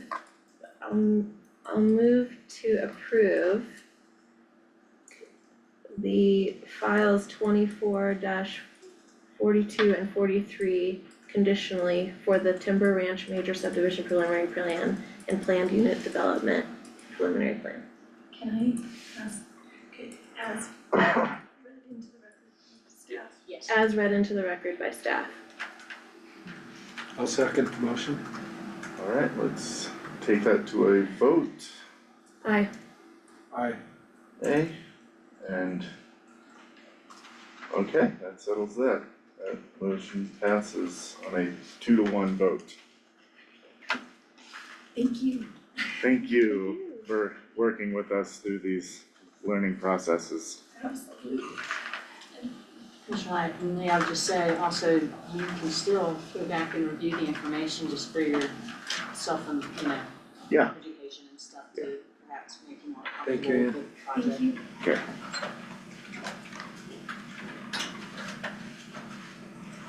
Okay, moving on, agenda item number 11, discussion and consideration of the 2025 legislation impacting Lake County, led by Lauren Snyder. Go ahead, Lauren. Cool. So I was thinking of just giving you some overall updates that we're hearing from on the state and federal level, and then we have some legislation that we'd like to discuss to see if you wanna take a position on. I have also just put this on as a standing agenda item until May for the entire legislative session, so that every other week you can take position on new bills being introduced, so just FYI. So new news, and it's not good news, of course. The state just found out that they have been allocating cash funds to enterprise, like basically cash funds inappropriately. And so they have a bigger hole than they thought they did. So instead of a $1 billion deficit, they have a $1.3 billion deficit. 1 billion of that is ongoing funds. So they can't just like make temporary cuts here or there. They have to make very drastic cuts for ongoing funding. Where they're headed right now is looking at FTE count at state agencies. Some state agencies have seen like 30+ % increases in their FTE count. Mainly like HCPF, Healthcare Policy and Financing, or state Medicaid agency. So they're looking at drastic cuts in FTE. That will be hard for them to do because the state agent, full-time equivalent staff, basically, full-time staff. Because they are unionized. And so it's very difficult to get rid of state agency staff once they've started. So we do expect to see huge cuts in K-12 funding, higher ed funding. CDPHE will certainly, their air quality control in particular unit will be highly scrutinized, as well as, what did I put? Oh, CDOT funding. Colorado Department of Transportation. So not good news. We have been told no piece of legislation that has over $20,000 in a fiscal note will likely pass. Which is basically every bill thing, except for ours, our agenda bill, it doesn't cost anything, so that's exciting. So a lot of these, we may take positions or not. Some of them are like, have no future because they cost money, but you could take positions on them because you feel like they have that political, position that you want. Or some of them I would say just don't touch with a 10-foot pole because it's not worth it, it's gonna die anyways. So just keep that in mind. The other thing is Commissioner Elsa did sign a letter from our, talking about our Department of Human Services and some rulemaking that's going on around how they operate, mandating FTE, going after our Director of Human Services salaries if we don't have high enough quality metrics. We did share that with CCI and a number of other small counties, and a lot of them came out of the woodwork and were like, absolutely. Nice. So next steps with that, I think CCI is going to be drafting their own letter to the Executive Director of Healthcare Policy and Financing that mimics what we drafted, and also float that to Senator Kirkmeyer, who's on the Joint Budget Committee. She has said she is interested in running legislation to prohibit those types of things from happening, from state agencies imposing on counties moving forward. So just a great example of like a letter from a commissioner can easily turn into a letter from a membership association, which can lead to a piece of legislation protecting counties from overreach from state agencies, so. That's great. Yay. Good work. Super cool. Alright, so I'm not sure how you all would want to do this. I'm asking for direction, but if the board would like to take a formal vote on a position, or if they feel comfortable with just direction, given there's no, I would say if you all feel comfortable, we don't need to take a vote. If there's some disagreement on a position, let's take a formal vote on a position. Does that sound good with you all? So if you're all okay with like a monitor, we don't need to take a vote. But if we're asking for a support position and one of you doesn't feel comfortable with that, we'll take a formal vote on a position. Does that sound good? Yeah. Sure. Okay. Alright, so to go quickly, because I know there's quite a few of them. So Senate Bill 12 is financial assistance for county jails. This is coming from the the Jail Standards Commission. It basically takes an existing grant that we got $500,000 from, which is to renovate courthouses across the state and adds jails to it. I would say monitor for it. It's basically no one's gonna get, it's $3 million. We cannot renovate every county jail and every county courthouse with $3 million. It's them trying to do something that doesn't mean anything, to be honest, so I would say just a monitor on that. I mean. Can I ask a quick question about it? It referred to 50% of the debt that voters approve for renovating. But we didn't approve any debt. So how would something like our situation, like the voters didn't approve any debt for our renovation? Yeah. So remind me how we're allowed to do that? Chris, maybe that's you. Well, I was gonna say, that the certificate of participation is outside of that recognition. You don't have to go through that process for a certificate of participation by code. The code allows that exception. So because it's a certificate of participation, Participation, because of what it is, we don't have to ask voter approval. That's correct. And we could only do that because we have enough equity in this building to be able to. Technically, yeah, Not- because if you didn't have collateral for that to support the certificate, then We couldn't have done it anyway. it wouldn't have been approved, yeah. It would have been sold, if you will, or bought. Okay, but in this situation, we can only get a grant up to 50% of the debt, but we have no debt in this, so how would we even be approved for something I like would this? think because your certificate of participation isn't covering 100% of your development costs. Keep that in mind too, that in terms of the remodel and stuff like that, the COP isn't covering all of that, some of that funds and stuff, but if you end up, finding, as we're likely to do as we get into that project, other areas that need to be addressed, then that's when this might come into play, where you'd have to incur debt to cover that. Okay. But again, any debt would have to go To the voters, totally. Okay, that's not So confusing at it's all. one of those things where I think it's, it has the potential to be a benefit at some point in time, maybe not right now. But I agree with Lauren in terms of Just watch it. monitoring. Yeah. It's also a moot point, cause I just don't think that many counties are gonna go for Right. 1.5 million, Yeah. they're gonna ask for tens of millions, not Yes. 1 million, No, I think I was using it as more of a clarification for what we were doing. Yeah. Thank you. for sure. Okay, so if you are all comfortable with the monitor, I'm gonna move on. Senate Bill 31, it's coming out of an interim committee. Our OEM director, Claire, flagged this for me. There's some recommendations in there about language access as far as emergency alerts. There's a discrepancy between what the bill wants to do and what's available right now via technology. Yeah. So, we were going between an amend or a monitor. I talked to Claire and she feels comfortable moving to a monitor, but I did want to flag and make sure you all were comfortable if we at least talk about some concerns about the technology doesn't do what you all want us to do, so we need to work through that. So, It's like an unrealistic ask. they're asking for alerts to go in basically multiple languages, and the technology does not allow that in the time frame we have to get alerts out. So it's like, Well, it's offering technical assistance, and it's like, well, there's not gonna be any technical assistance funding, so what's the point?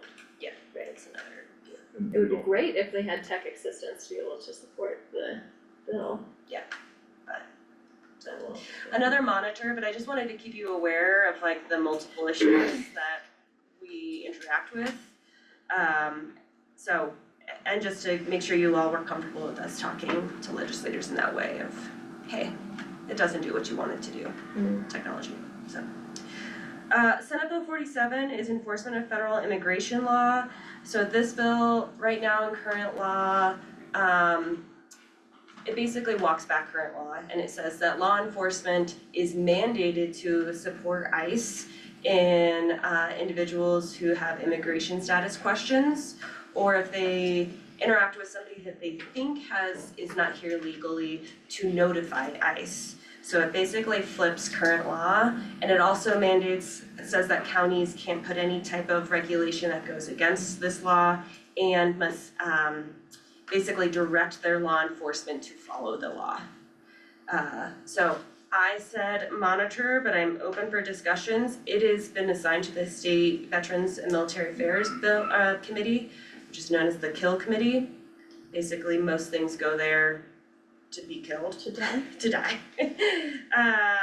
So I doubt it's going to pass the first committee, given that the state of our legislature and the power, but just wanted to put it as a monitor since it's been a topic of issue in our community.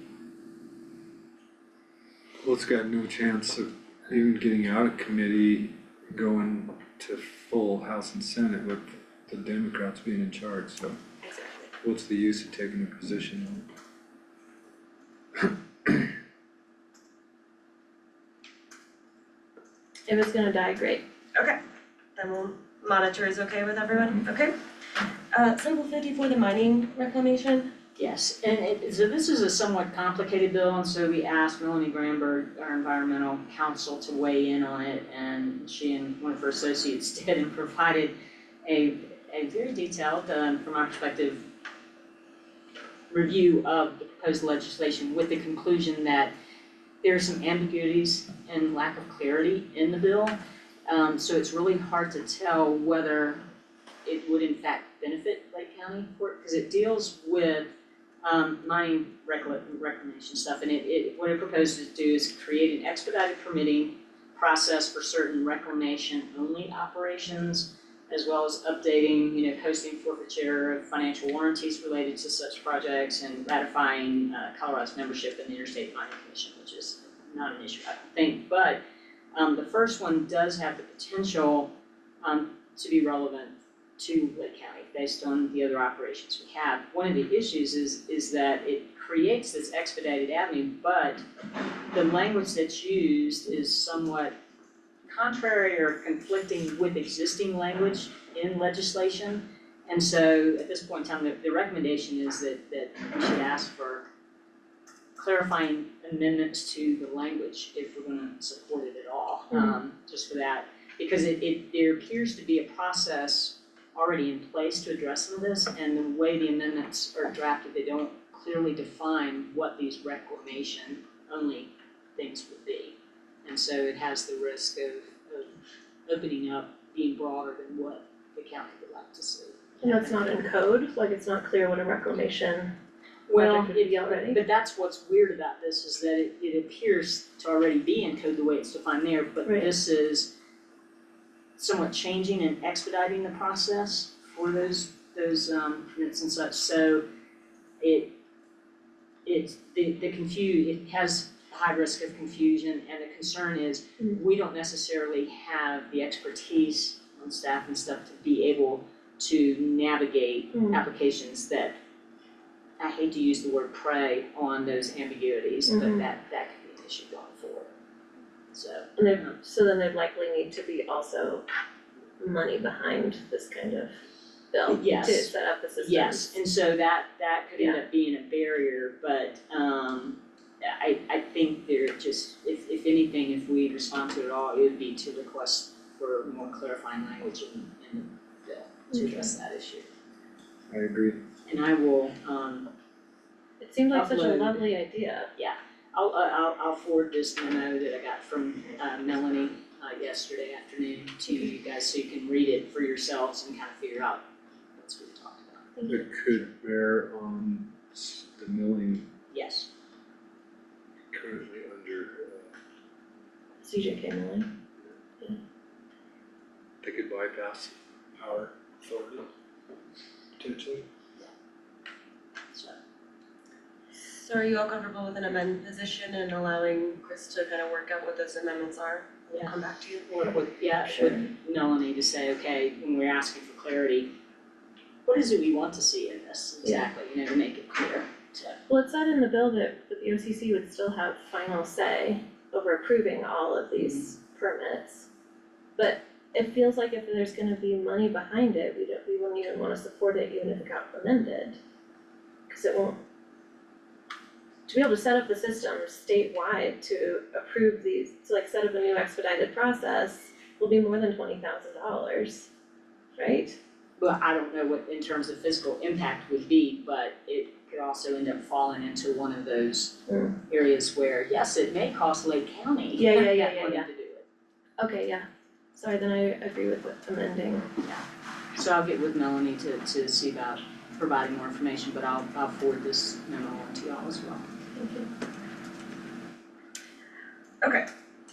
Senate Bill 77, this bill has been introduced a few years now, which is modifications to the Colorado Open Records Act. It's more friendly and gives us more time, so we recommended a support position. Yes, please. Mm-hmm. Please. I had it moved up to a 2 on my Okay. notes. And I was curious, why does it not include protections to include all minors? It like has protections down to like 15? I think In some terms of it, because some of the record, there are specific statutory provisions that apply with different types of records and the people they pertain to, depending on the scenario that they're in, whether they're criminal justice records or mental health, human services, those type of things. So we couldn't amend it to have it protect all minors because of those statutory issues? It just seems silly to not include all minors. All minors should be protected as minors, not like all but 3 years of being a minor. And yeah, well, but part of that, and it goes back to like criminal justice records, that there is the potential in Colorado for folks under the age of 18 to be treated as adults. Right. So you'd have to allow for that under court. I don't agree with that, but I understand why this. What are the major points of this one? I didn't get a chance to. Well, part of it is to give us more time to respond to core requests and such like that, which is kind of huge, especially for our small county, because we get a lot of records requests, typically not just through core, but also the criminal records requests and such like that. And 3 days is very difficult, and especially if you end up in an department where the custodian of the records for that department is out or that type of thing, having the sufficient backup or the ability to have someone else try to identify those records and stuff. And it pushes it out to 10 days. 10 days instead, yeah.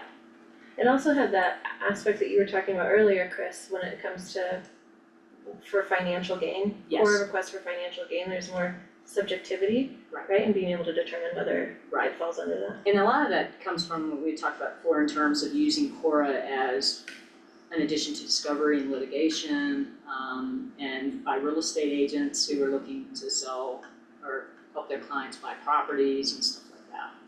So it just kind of helps tamp down the burden on the local governments who have to respond to those requests. Seem to check all your boxes. Well, the one last year was very similar to this and great and very supportive, and all of a sudden it just didn't go through, so. Then are you looking? Yeah, the problems that arise from the 3-day window end up costing taxpayer dollars, don't they? Well, In a way, directly. Actually, I mean, we charge a fee that is technically the most that we can charge and supposed to cover the cost of responding to the request, but they don't. For example, you have one where it's $41 and some cents for each hour staff time beyond the first hour required to respond to the request.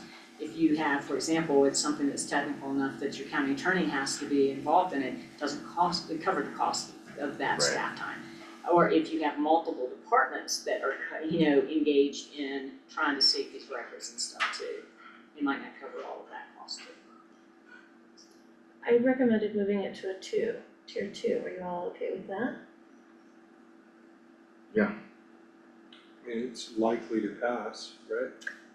It failed last year. It failed last year, and that's why and I thought we had a lot of good support going into it, and then it just didn't get there. So we're really hopeful this year that it will get there. Who are the folks opposing that, and what's their argument? Is it the real estate folks, or? No, I think it's probably more of the folks, and Tracy might be able to give insight on this too, or folks having to do with some election records in some instances, the volume of those, as well as other folks looking for more transparency in terms of the way the local governments are operating. So we have, we fortunately haven't been too much of a target for sovereign citizens and such, but. We had a request prior to the November election for all of our video surveillance, which would have been a huge amount, and after the election, they dropped it. Yeah. But that would have been more than 10 days of trying to pull that all together. They might have made a deal because I see Zillow, you have to register online if you intend to put a position on a piece of legislation. There's the Secretary of State's office, and Zillow is a monitor, so it might have legs. But That's good, so Zillow, the big real estate online platform and stuff. So 2 support,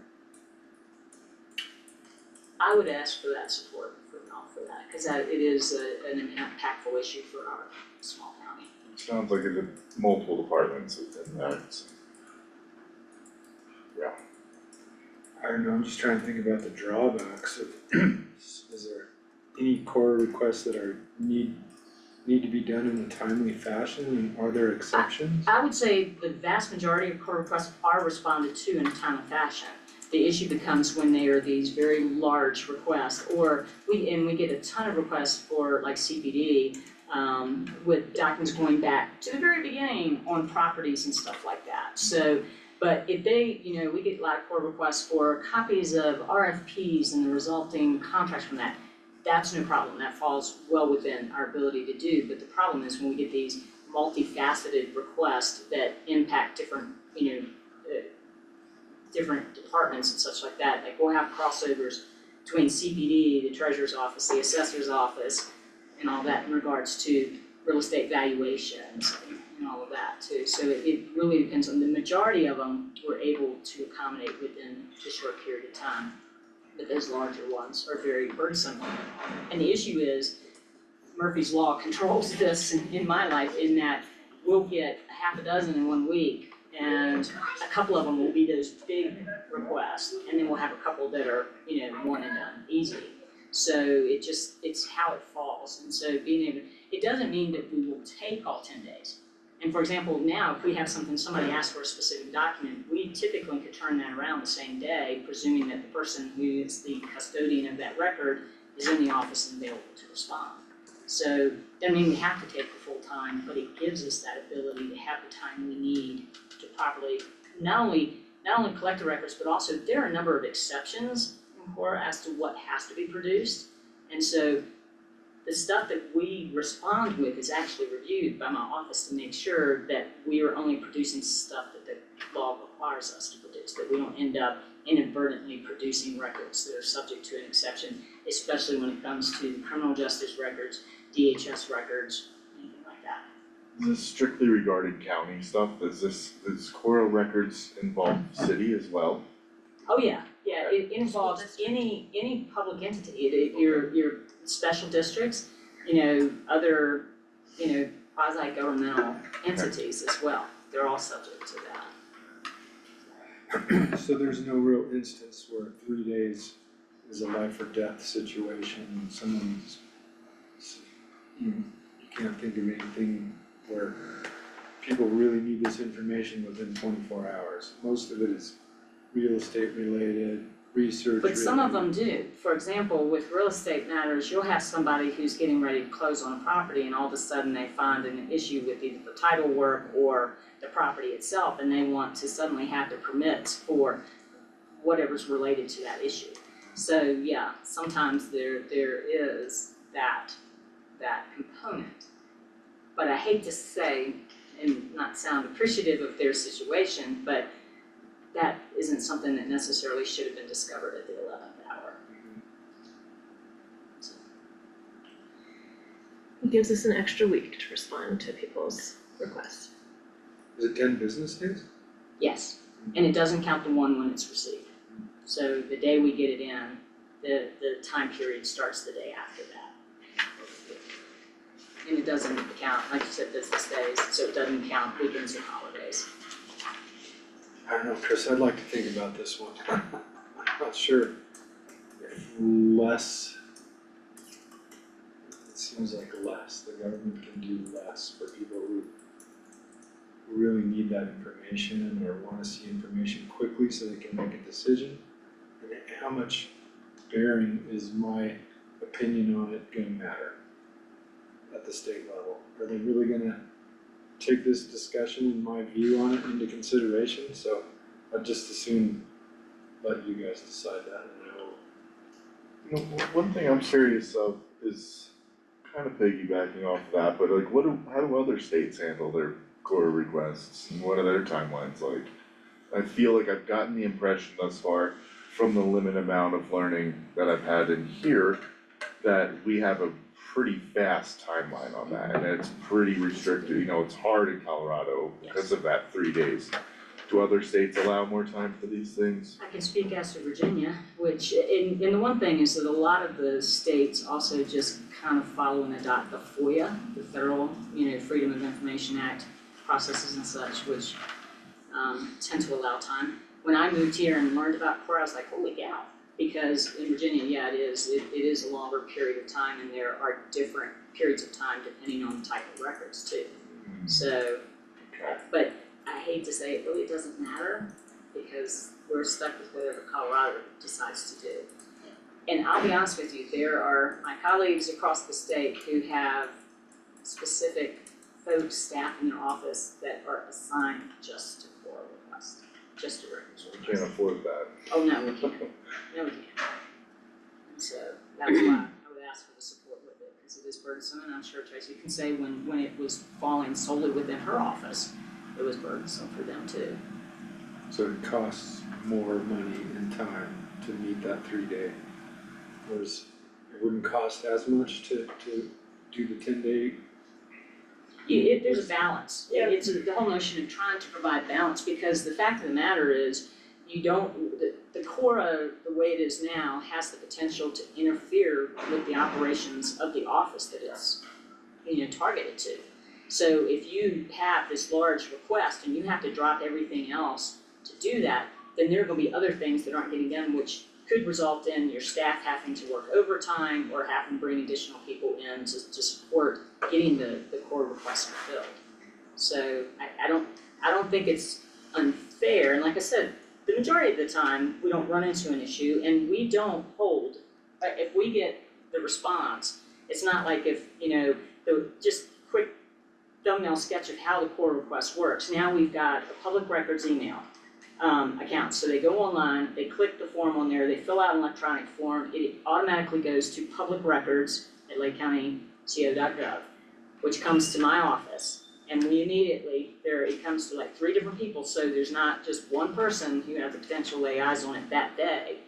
And then it is vetted and determined which department, because it's not usually the county attorney's office that has those records, it's usually one of the other departments. We reach out and say, depending on who it is, please see the attached CORE request and let me know if it's going to take you more than an hour to research this and collect the records that are requested, and if so, how much time do you think it'll take? Because within that 3-day period, we also have to go back to the requester if it's going to be more than an hour, and we're gonna charge them a fee to give them an estimate as to what that fee is going to be, and hear from them as to whether they want to proceed to pay it, because they have to pay a deposit based on the estimated amount of time before we actually will produce the records for it. In most instances, it's a big, ask, before we will actually collect the documents for them.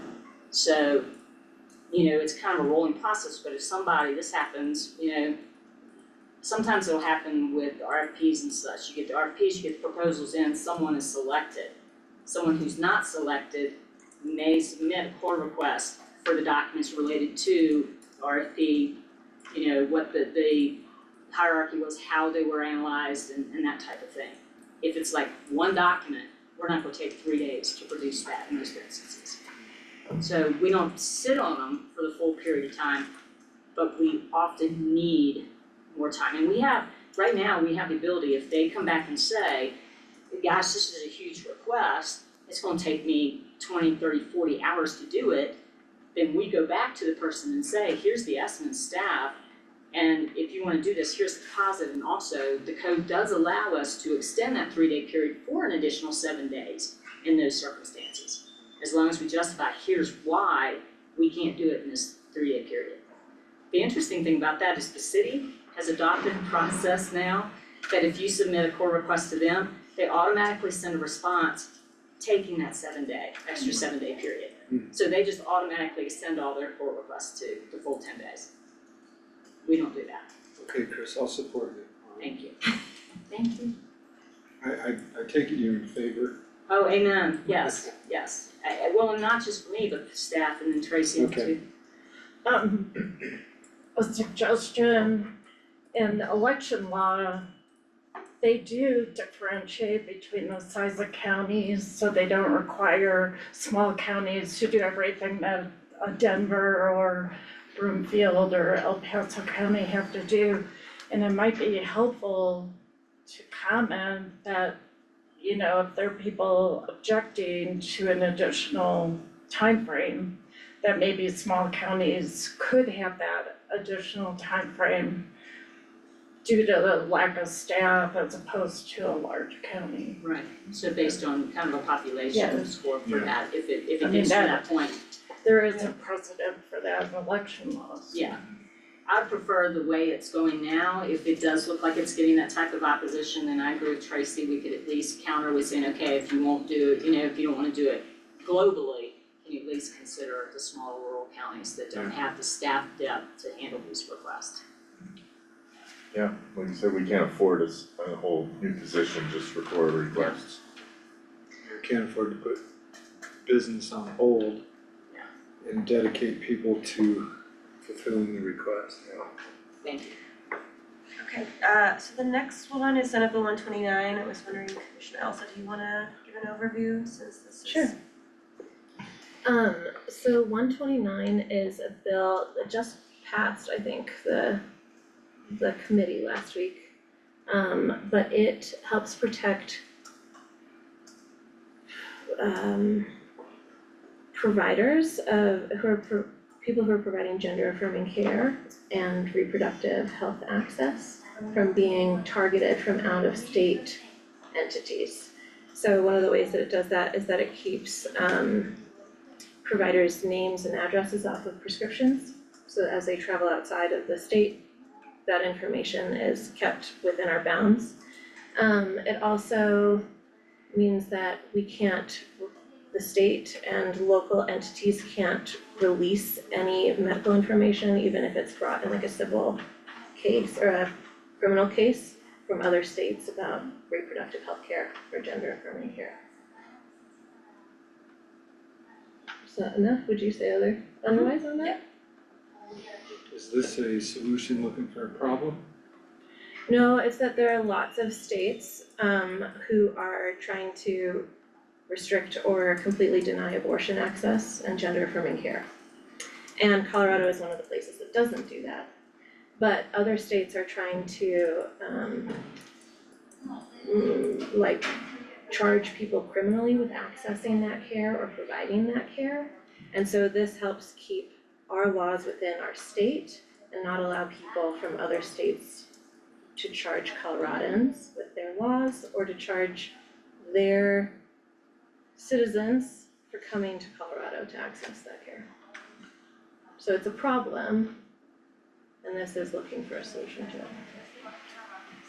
Have there been instances where Coloradans have been charged with crimes in other states? Not where it's actually gone to trial yet. This ensuring that won't happen. I mean, regardless of the topic, I don't feel like another state should be able to bring criminal action against Coloradans. Yeah, and the people who are traveling to our state also, like say somebody, we could use a different thing, but say somebody is not allowed to buy bread in Texas and they come to Colorado to buy bread. This is saying, we're not gonna release information about that Texas resident about the bread that they bought. But instead of bread, we're talking about reproductive rights and gender affirming care. So it's protecting Colorado citizens, but it's also protecting the visitors who come to our state.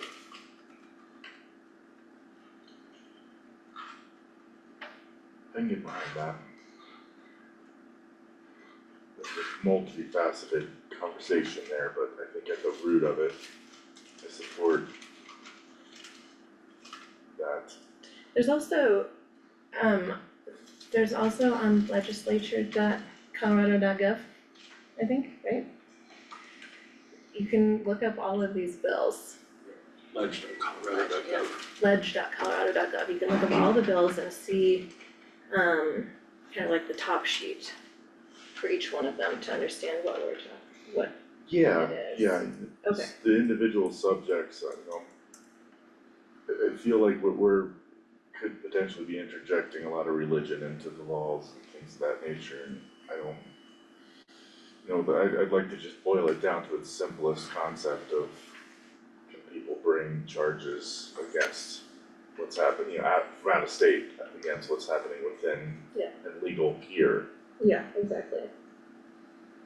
I think it's unfair to lump abortion in with gender affirming care. I think those are two separate issues, so I would say either monitor or person I wouldn't feel comfortable weighing in on something. My personal beliefs wouldn't support it at all. And that's why I say that's two different issues. Gender affirming care and abortion are two totally different issues. And I think just regardless of how we feel about the individual issues, again, boiling this down to the simplicity of what, whether it's purchasing bread or gender affirming care, the what's behind it is, are we gonna allow other states to charge people for things that are happening here? If we wanna take a personal position against things that are legal within the state, I think that's a different conversation. So yeah, I agree with what you're saying, Matt, and respect it, but I think we need to take 3 steps back and look at what the overall picture is.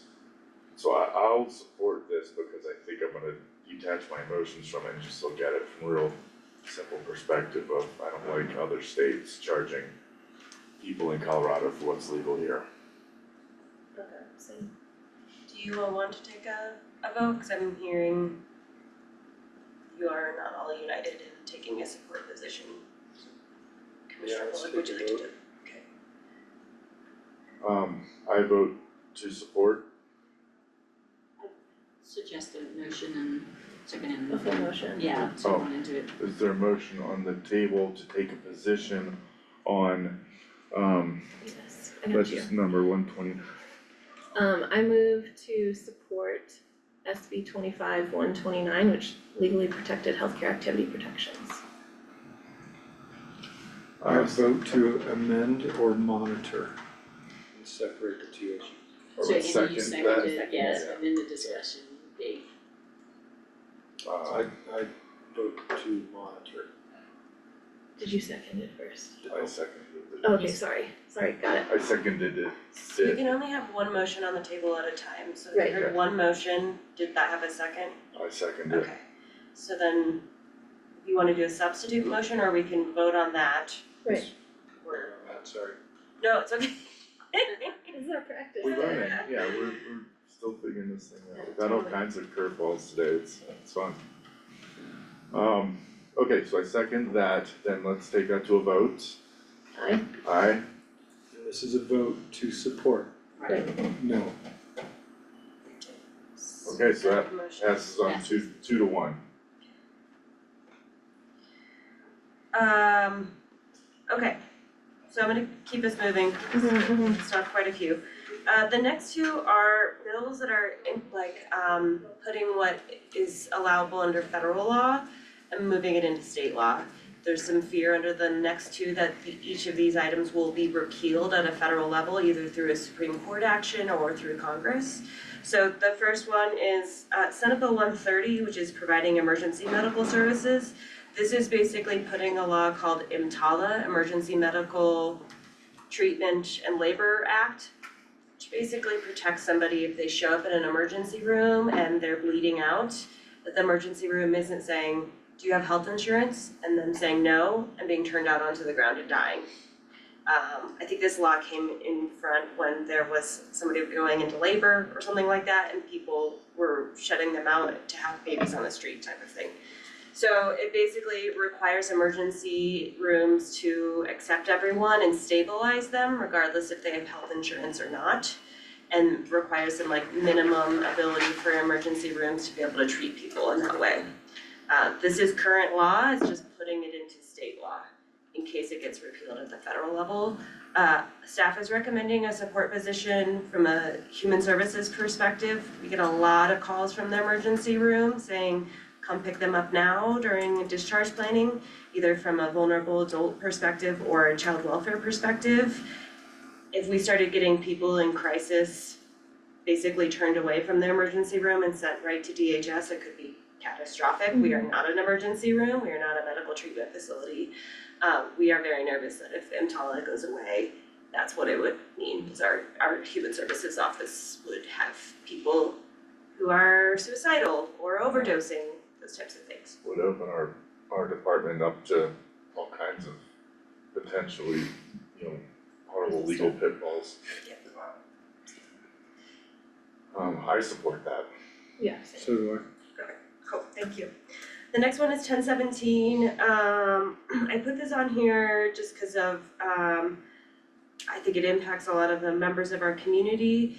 This is protecting a state Supreme Court case called Olmstead, which basically said the state is required to have community-based services so that people who have higher needs, whether they're mental health or intellectual developmental disabilities, aren't institutionalized.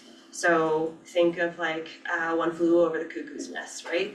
People were just like mass put into these big mental health hospitals without community-based services. This just puts that federal law into state law. There is a request that CCI has an amend position, making sure that it's very clear that it's a state issue, not a county issue.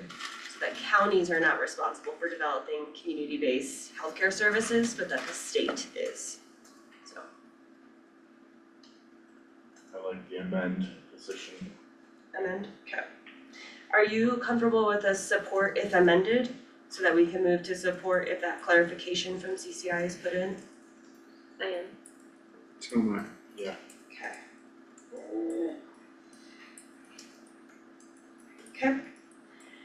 The next one is just a monitor position. This basically opens up what a municipality can annex. Right now, bring up the list, but it's for like fire department. And this basically says it counts that municipalities can annex land for public use, public land, recreation uses. And that's all it does. So I just said a monitor. It's just a good FYI for us to know. It seemed like also that they were responsible for everything that happened on land that they own, which I get that like under like a liabilities insurance you would be, but like it just seemed kind of silly to say like, say the city has land over by Panarch, that like then they are responsible for everything that happens on Panarch, is the way I read that. Be on their land, Right. not on adjacent private land or something like that. Right, Yeah, but what they would annex in, they'd be responsible for. right, once they annex it in. Oh, I read it as anything that they own, not annexed. Did I read that? I wrong? read it as annexation. Okay, That's my right, bad, my to bad. extend it to that, that was my mistake. Okay, cause that seemed, I was like freaking oppose that, that's crazy. Okay, thanks. Okay, so monitor is okay with you all, Yeah. okay? The next one is 1032, it's one of those, if you want to engage on, it has a fiscal note, it's unlikely to pass. This bill creates a office, I believe, at the state level to coordinate responses to homelessness. So, making sure there's a lot of different departments at the state level that influence or impact direct funding that goes towards homelessness, prevention, response, etc. And this one has more of a coordinated state level office to bring all of those entities together. Again, housing is just an issue in Lake County, so I wanted to bring this forward. It's unlikely to pass, but if you wanted to, we can engage in it. Hearing monitor. Yeah, The next one, 1044, we just discussed it briefly, so I kept it on here. This was the ability to add fees to people during their registration to have better accessibility for like walking, sidewalks, etc. That bill did get, I said PI'd, it stands for postpone indefinitely, it was killed already, so just FYI. Rest in peace. Yes. 1050, this is our agenda bill. This is the bill that allows us to have a regional jail instead of maintaining our own jail. It is up in committee, the second chamber committee, so it's up in the Senate on Monday, next Monday. So if anybody wants to testify alongside Keith, Sheriff Speckman, just let me know. If not, it'll fly through. I'm sure it'll be signed into law in the next month or so. that's good, looking good. Cool. So the next one is 1056. This is the how much time counties have to permit telecommunication, they get the towers. CCI isn't opposed, we would request an oppose, it gives us less time to approve them, not more time. And puts a lot of pressure on counties to move things forward instead of being thoughtful, so it has to be an oppose. It's 60 days for any type of wireless facility, and the issue with that is if it's going to be on land that has to be rezoned or something like that, there's no way we can get the rezoning stuff done in that 60-day period and the permitting process, so it's just not feasible for a county at all. It had support on our, I know, I Okay. messed up, I changed worries. it this morning. I definitely was like, why are we supporting this? Okay, great. Yes, I'm opposed. Who do you think is behind that? AT&T. Yes. I oppose it. I oppose it as well. I'm gonna skip 1071 because that was killed. 1092, rent increase by landlord to tenant. It basically allows a landlord to how do I say this? Like, there's laws around eviction, and one of them is you have to like have reasonable standards for rent increases. This puts more teeth or description about what is an appropriate rent increase by looking at surrounding rents. So you could, most other people have a $1,500 rent, you've been having a $600 rent. If you get your rent doubled and then evicted because you couldn't pay it, but the landlord can say, well, everybody else has $1,500, I can double your rent now. It allows them to evict you if you can't pay that double of your renting. I'm Does that against make sense? this, yes, I'm definitely against this.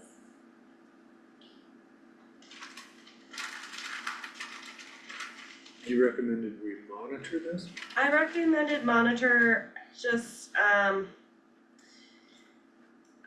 put monitor because it's a hot topic and I wanted to let you all decide. It's also, I'm not sure how much teeth it has, or, in the legislature. So the bill allows the homeowner or landowner to increase the rent based on, or it Market disallows that, value. it disallows that. To evict you if If they you, double your rent. in a certain amount of time, But they can show that it's like the prevailing Market rent, value. market value, yeah. well, this has no chance of passing. Again, housing is an issue, so we put these types of things in case you wanted to. I think even if it would die, it feels important to me that we say that we oppose this, is my opinion. I mean, that's exactly what's happening in my neighborhood, is people are charging $3,000, not because they bought the house a year ago, but because that's currently the prevailing market, is that they can charge $3,000, and I think that's predatory, so I'm against this. I don't know, sometimes people have mortgages that are 2,700, then you gotta put some away for all the maintenance and stuff, so I think Yeah. I think it's onerous, I don't know, I need to know more about it. My vote would be monitor. Yeah, I mean, it's so case by case, it's situational, there are situations where I would feel like we're impinging on the rights of a property owner, where, This isn't saying that like because your mortgage is $2,700, you can't charge what is looking like market rate. This is saying you can't double your rent because the market has gone up and therefore evict your current tenant because they can't pay for you increasing your rent. It's not saying you can't have a market rate rental based on your needs, it's saying you can't like jump up to market rate and then evict for not being Well, able to pay it. but say you inherit a property from a relative who has been charging someone a crazy low rent, you know, you're entitled to get market value for that property if you've inherited it I don't agree with it morally, but it's your right as an American to be able Not to if it's charge bill market passes, rate. not Yeah, if it's that's bill why passes. I don't. Well, wait, so if this bill passes, it's going to it's gonna provide that right for people in that situation I'm trying to describe here, correct? Well, I don't know about inheriting something and then all of a sudden doubling it, cause you've got a new owner, like that's, I don't know if that's an appropriate example. But yes, this would allow you to charge market rate, even if you had been charging less, and then evict someone who couldn't meet that rate. I think that's a big crux of the difference is it's not somebody coming in with a new rental, Right. right? Like, I bought a house, I wanna do a 30-day, long-term rental, my mortgage is 2,700, I wanna charge 3,000. That's still allowable. I've had Susie, I've been charging her $600 a month for the last 5 years, and I've realized that everybody else in my neighborhood is charging $1,200, so I'm gonna say, Susie, I'm not going to renew your lease unless you pay $1,200, effectively doubling your mortgage or your rent. And if you don't pay, by law now I can evict you. Does that make sense? Yeah, that would suck. I mean, that's a horrible. That's what this is allowing. That's what the bill does. I get that, Okay. but And I guess one of the things, I haven't really looked at the commentary on this one specifically, but I think maybe to get to some of your point though, this might be a reaction to the increases in property taxes and insurance rates. That all of a sudden you have folks that were able to afford to do that, they've got a mortgage on this investment property, and then all of a sudden their escrows for the property taxes and insurance are more than or equal to what their mortgage is, and they can't afford it. So that's probably what drove this. There's already really strong renters' rights in this state, so my vote would be to monitor it. Yeah, and maybe part of it to monitor if there's language changes to where the circumstances under which they could do it, I think It it's sounds like a part of it. slippery slope to rent control, and then people being underwater on a rental property, say your lease is coming up, I put a new roof on, I put a new septic system that's $50,000, and you can't expect homeowners to subsidize renters. We do live in Colorado, everyone wants to live here. yeah, I mean, I have a strong moral opposition to anyone doubling someone's rent, but I think there's too many extenuating circumstances that could be applied in a situation like this for me to make a blanket statement over something that could be super varied. And who's gonna monitor it? I mean, you're gonna have an office of doubling the rent and give us all your paperwork and we're gonna see if you looked on Zillow to compare rents, or did you put a new roof on? I don't know, sounds onerous. You can go to court for eviction. Yeah. So this That would makes just, should have. I'm hearing you guys are not on the same page. Do you wanna take a position or are you comfortable with monitoring? 100%. Okay, so 1093 CPD recommended a monitor. Basically, under current law, a local government can't have anti-growth laws, so you can't restrict how many building permits, etc., that you will approve. This bill just clarifies that you can't do that for specific types of housing. So you can't say, I'm not gonna approve any more, Mobile homes. yeah. You have to be very agnostic. Just see what comes your way. I'm in support of this. So the bill creates limitations for anti-growth policies. No, you can't have any currently. You can't say, I'm only gonna approve 5 building permits this year as a county because we don't want any more people to live here. You're not allowed to do that. Okay, This bill says you also can't do that for specific building types. I see. So I'm only gonna approve 5 mobile home permits this year. It still allows you to deny based on a variety of factors, but it doesn't allow you to do like a wholesale limit on specific number of permits you will approve by housing type. Sounds complicated, I'd be in a monitored position.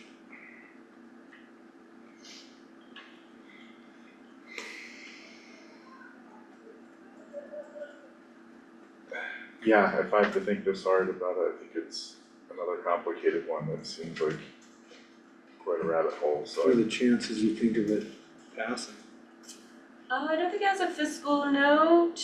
Yeah, it doesn't have a fiscal note.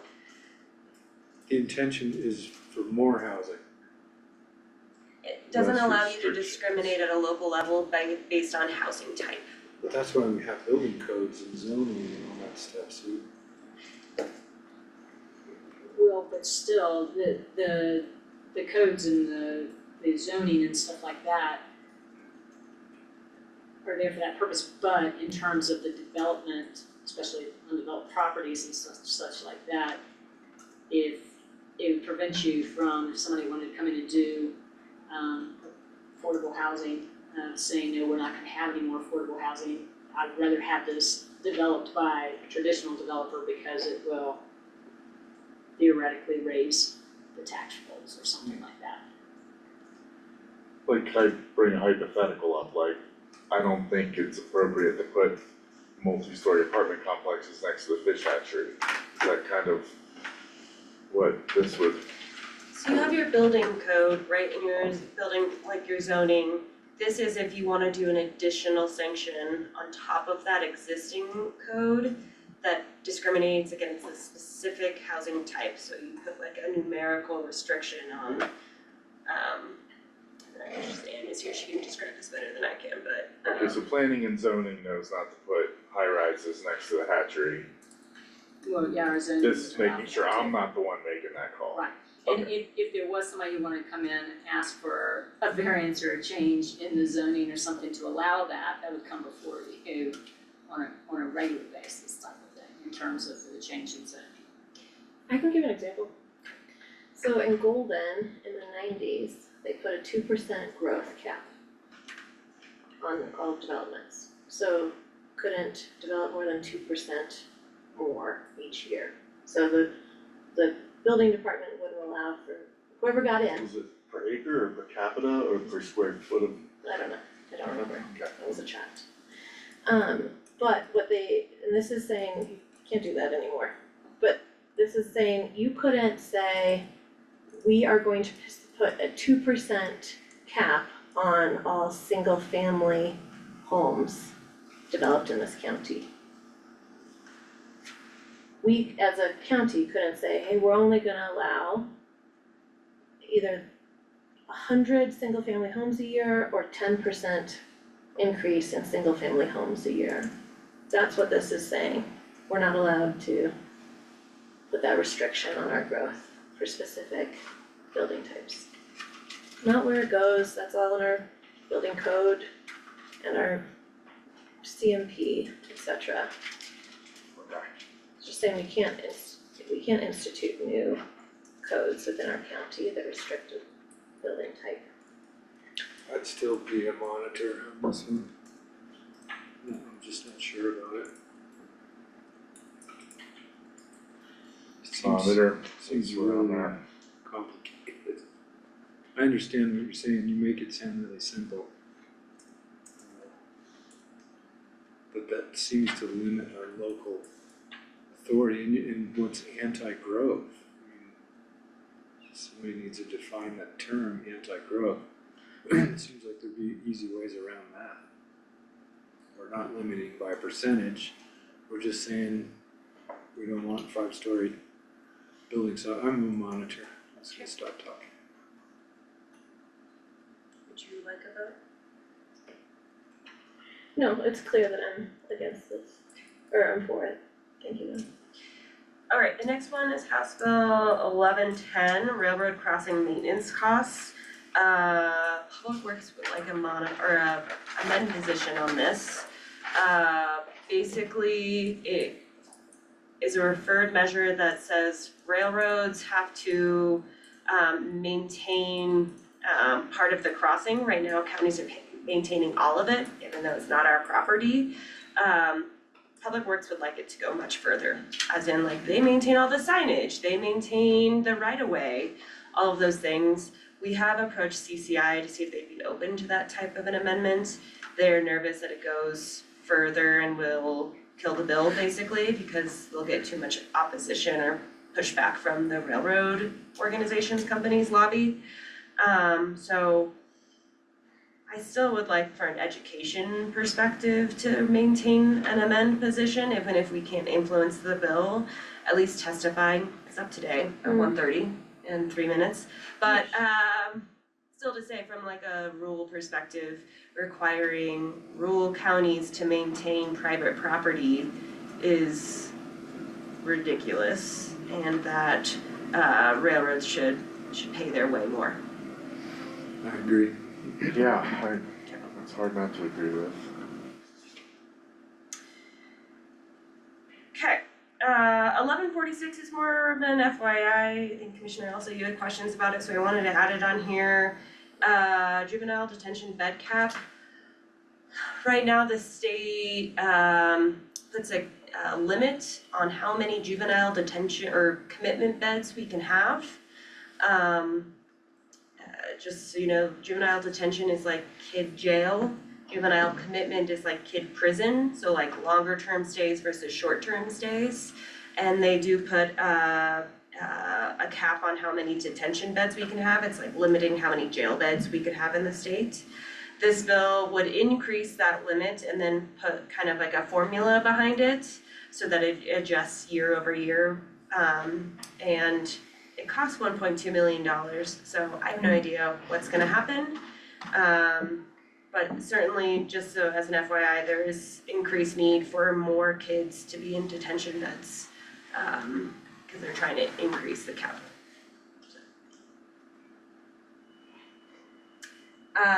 Next, we're almost done, sorry guys. 1152, tech accessibility liability contractor, asking for an amend position. This is to clean up a bill from last year that required all of our website, et cetera, to be ADA accessible. So this bill just is being pushed actually from the school board, CASB, Colorado Association of School Boards, saying, hey, if we pay somebody, an outside contractor, to make all of our website ADA accessible and they mess up, you can't come sue us. That if we tried our best, we paid somebody, they messed up, you can't sue us.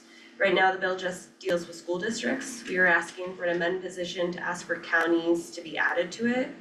I've heard they're open to it, that municipalities are getting on the bandwagon, and the state agencies are as well, so. Lauren, just a quick question, when you say amend on these, or whenever a lobbyist, what is her name, Catherine? Elizabeth, not even close. When it says under a suggested position, it says amend, how do we know what is being suggested is amended? Or are we just gonna talk about it in these conversations? just talk about it in these conversations, the exact language. If you're interested, I can add you onto the thread. It's just you all giving us direction to like pursue those conversations. Put that on the Secretary of State's website and allow the lobbyists to kind of negotiate for us. Okay, cool. Are you all comfortable with that? Yeah, Just kind of covers our liability. Yeah. Cool. 1247 is the county lodging tax expansion. Would like this to be a tier 1 full go. Right now in statute, counties can only place a lodging tax up to 2%. This allows us to go to the voters to allow us to do up to a 6% lodging tax. Which I think Adam, when I talked to him, could bring in about $300,000 more to our community. If the county were able to bring in additional dollars on Airbnbs, et cetera. I support that all the way. Commissioner Bull, are you comfortable with that? Yeah, it goes to a vote, it's fine. Cool. 1239, last one. Yeah, so this is a expansion, if you will, of the Colorado Anti-Discrimination Act. And essentially, although it's primarily trying to voice bringing, kind of combining provisions that exist now in relation to folks with disabilities, the way this is written right now would essentially expand the damages that the county would be subject to in relation to discrimination claims. Not just because of the provisions, the codified provisions that currently exist that speak to the full class of protected classes, individuals, to consolidate the damages provisions that are allowed under that. And it would expand them to include not only a court order requiring compliance, but also actual monetary damages, attorney's fees and costs, damages for non-economic loss or injury, so that's like pain and suffering, that type of thing, and a statutory fine of $5,000 per aggrieved party for violation. The way it's written now provides for a 50% reduction for small businesses, which are defined as folks with under 25 employees. And my request would be to try to lobby for an amendment to that to also apply to small counties, rural counties. The issue with these is that non-economic damages in effect are so incredibly difficult to prove. In most instances, when these type of claims are filed, they result in some sort of a settlement through the county's insurance carrier or something to that effect. But I think that this will end up making them more difficult and more expensive to settle because of the risk of going to trial on a claim that includes the non-economic damages and stuff. So the other thing it does is expands. Right now, there's a 60-day threshold for filing claims with the Colorado Civil Rights Commission, and it would expand it to 1 year after the alleged discrimination. In our instance, that could be very difficult too, because by the time that type of a claim would come before the county or before the court, it could be 2 to 3 years later, and essential parties may no longer be with the county or engaged. So my concern with this is more about, not that we don't have a bunch of these claims, we do not, fortunately, at least for the last 3 years or so, when we've had stronger leadership in the county. But the few that we've had, the insurance carriers have chosen to settle without wanting to go through the aspects of proving that the county's liable for those. And I just think this is gonna make them even harder to settle because the range of damages are gonna be much broader that they can sue. And the folks behind the bill, the proponents, I think are open, but need to hear from counties that that's what they want. I don't know how high of a priority this is for CCI, so I think we have a great opportunity to influence the bill as Lake County. Yeah.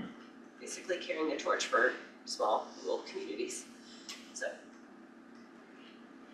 So these discrimination suits are based on their race, their gender, or the Age, wheelchair? religion, disability. And keep in mind, one of the concerns I have with this too is it's not just employment related, it's also, any type of public. The courthouse is not ADA accessible. Yes, it's any type of public accommodation, which includes by definition, any public area.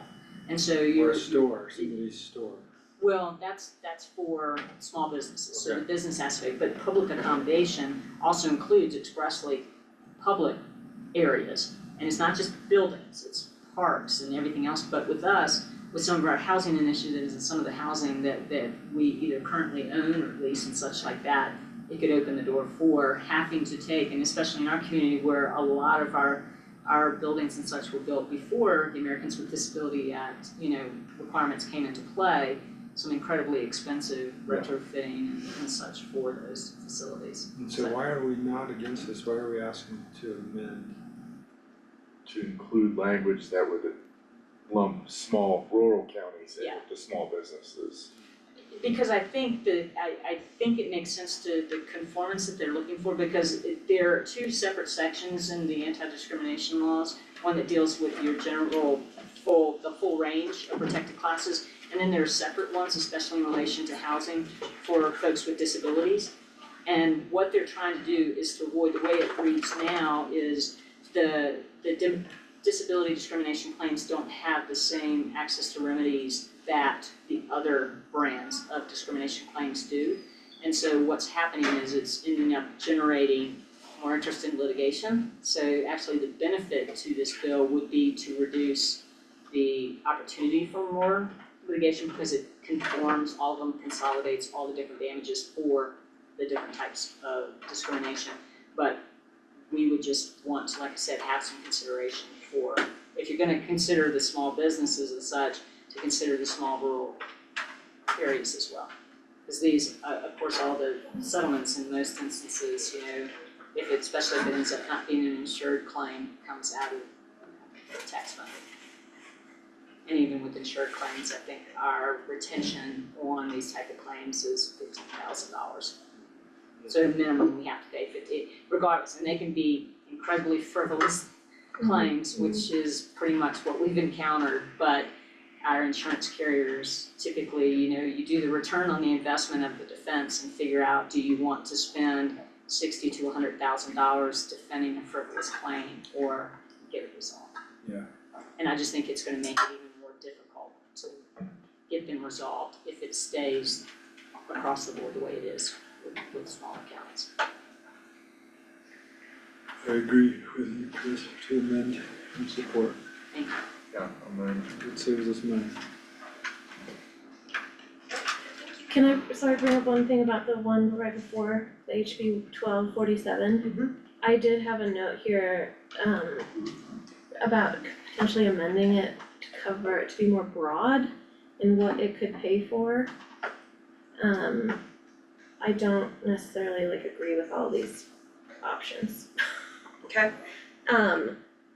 And I feel like especially considering considering all the different counties' various needs, this feels too restrictive, to potentially meet the needs of every individual county.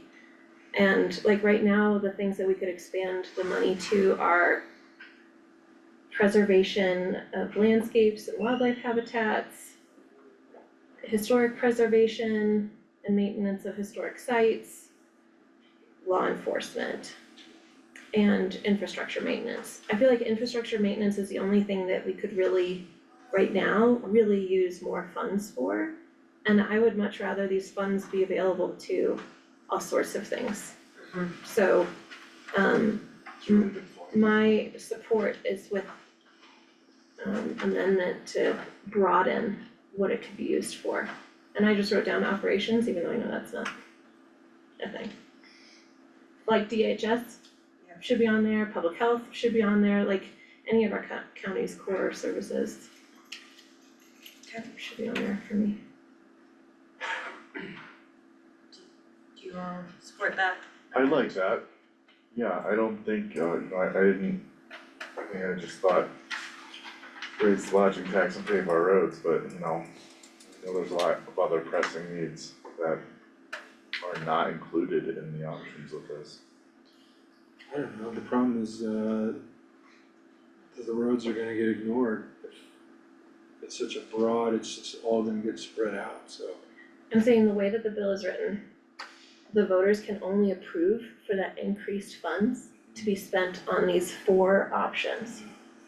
So I don't want, it'd be great if we sent all this to roads, but I would love it if individual counties had more flexibility in what we were asking the voters to approve the money for. And roads is currently on there, but the other three, I wouldn't want our tax dollars being spent on that. We need tax dollars being spent on other things at the moment. That's how I feel. Just adds more blades to the Swiss Army knife.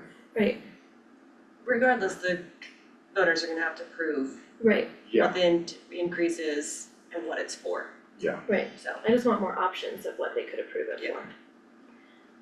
Thanks, Lauren. I think a lodging tax that money should go to support infrastructure, the things that it really affects.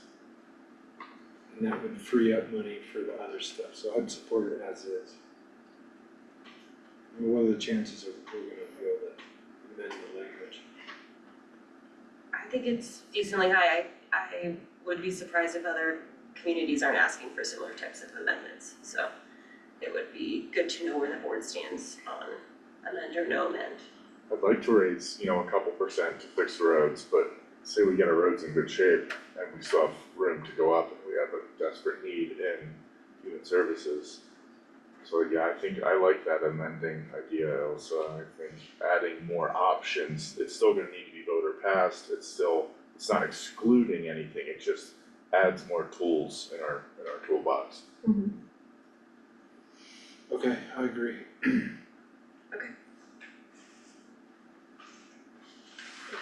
You wore me down, I'm starving. Sorry that took long. It shouldn't take as long in the future, between the skills.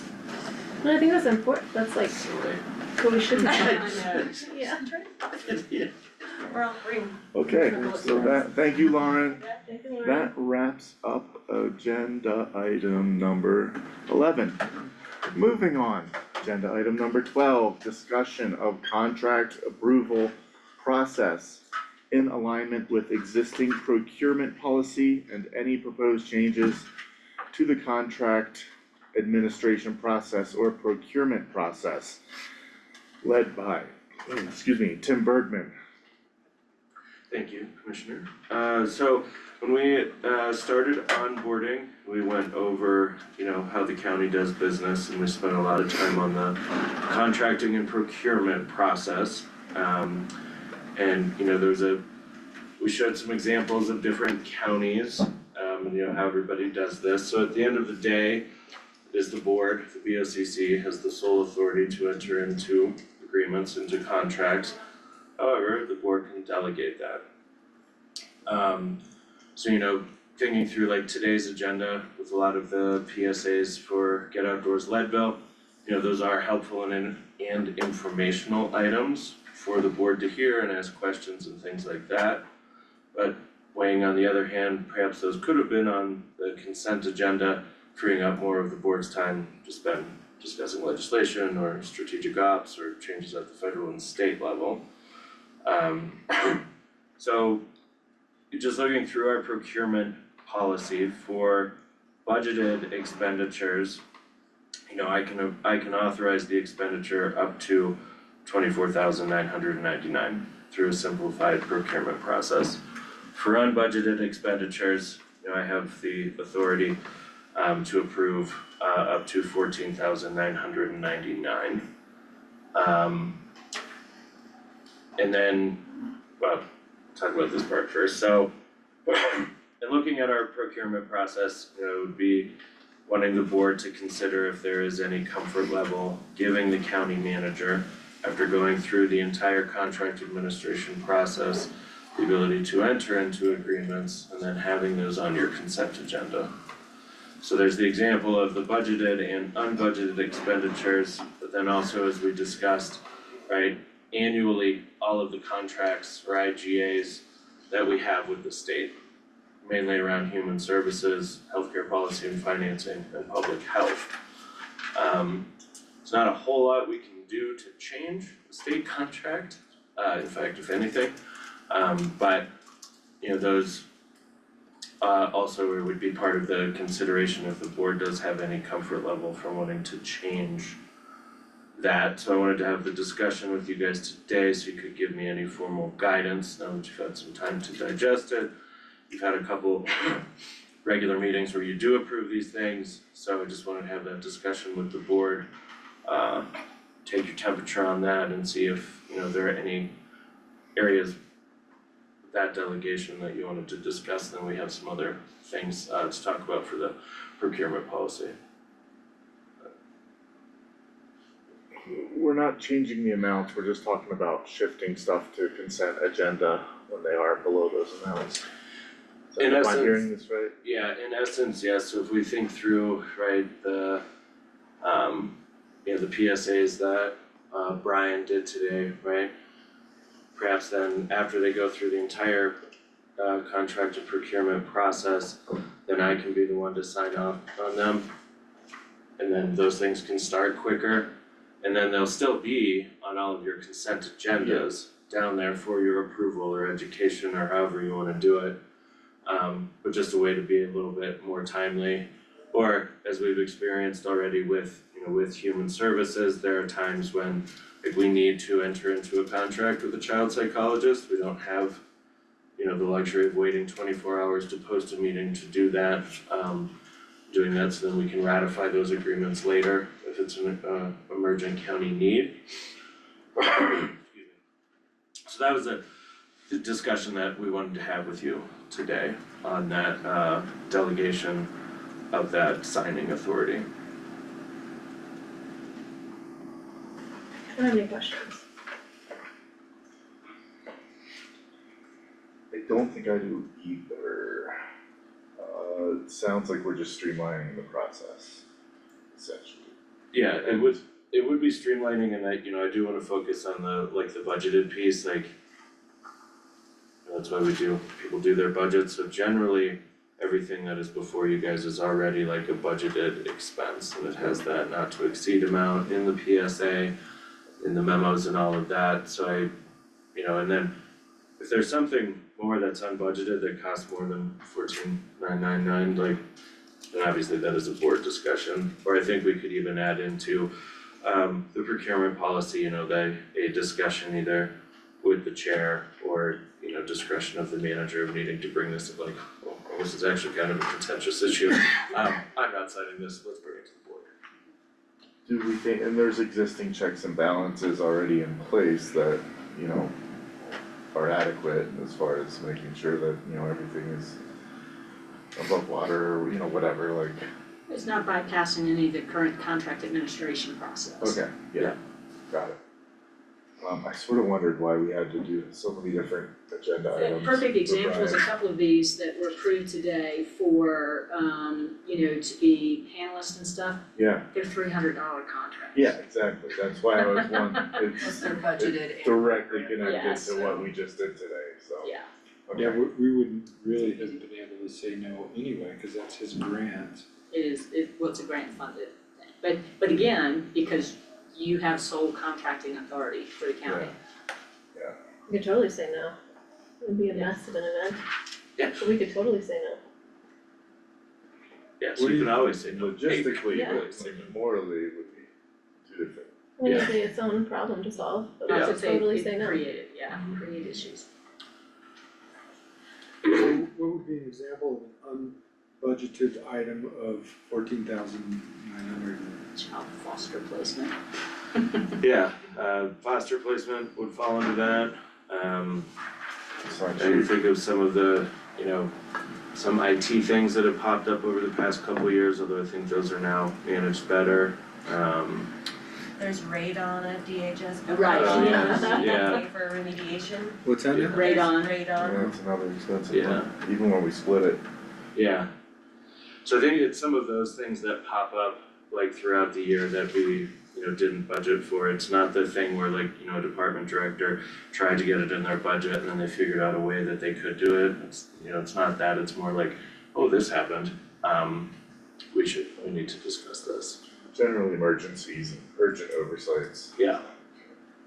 And recurring contracts that are unchangeable. Yeah, the Well, annual yeah. renewals and stuff is a big one too, to where, as Tim said, we don't have the luxury in most instances of negotiating this, so most of the time the contract administration and review is to make sure that whoever's gonna be administering the contract understands what the county's obligations are. Right. So we don't inadvertently fall into some sort of a pitfall and suddenly are crossways with the state.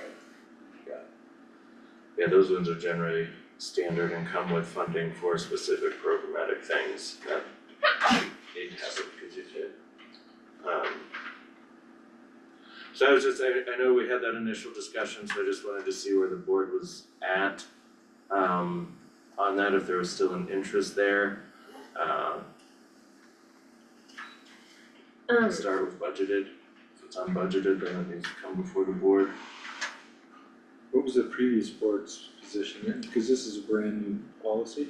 So this would be a brand new, this would be something new in changing our contracting and procurement policy.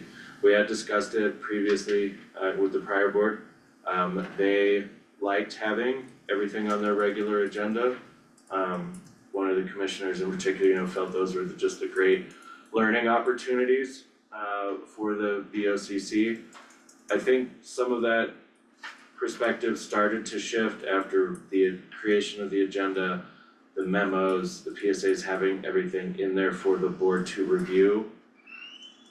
Started to change that perspective because it's like, well, here's the PSA, here's the memo, here's that. The board has everything to do and the time to flag it for questions as well. The other thing I would say about it is, it is a little bit confusing when in the current policy you have this language that says that the county manager can approve certain expenditures up to a certain amount. And so, in the past too, we've had some folks trip up in terms of the lower amounts where it says, department heads can approve this, and they have interpreted that to mean that they can sign off on the contracts. So I think it's just providing more clarity as to what those parameters are. My only little nitpicky thing about it was that it's not clear, it says department heads in the table, but it isn't specific about electeds. And so it'd be nice to have the electeds in there. It's in the pros aspect, but it's not in the table.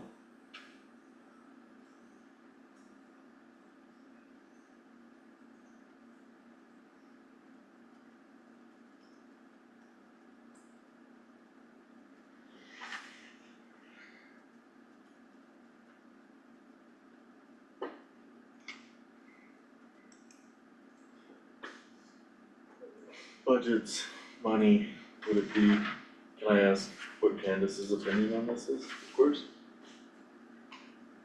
I like the idea that you guys have to approve contracts, cause we get all manner of things, and I'm like, who's even seen this besides us? I think that adding it to the consent agenda,